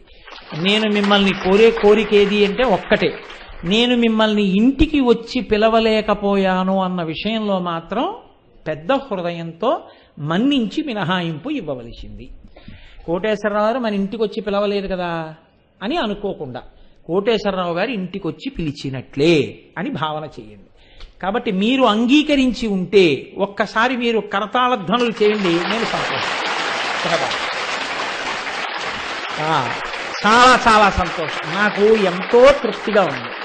ఏమంటే దీని తర్వాత గుంటూరు వెళ్ళాలి, గుంటూరు శతచండి మీరు వస్తున్నారు కదా, దాని తర్వాత నేను యలమంచిలి వెళ్ళాలి, తర్వాత విశాఖపట్నం వెళ్ళాలి, తర్వాత గొల్లప్రోలు వెళ్ళాలి, ఆ తర్వాత తిరుపతి వెళ్ళాలి, ఆ తర్వాత హైదరాబాద్ వెళ్ళాలి.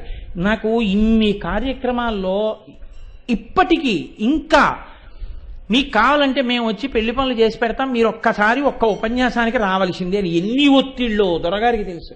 ఇవాళ కూడా నేను ఇంటికి వెళ్ళిన దగ్గర నుంచి సాయంకాలం వచ్చే లోపల చేసిన పని ఏమిటంటే ఇంచుమించు అటువంటివి ఒక 50 ఆహ్వానములు తిరస్కరించడానికి పట్టిన టైం.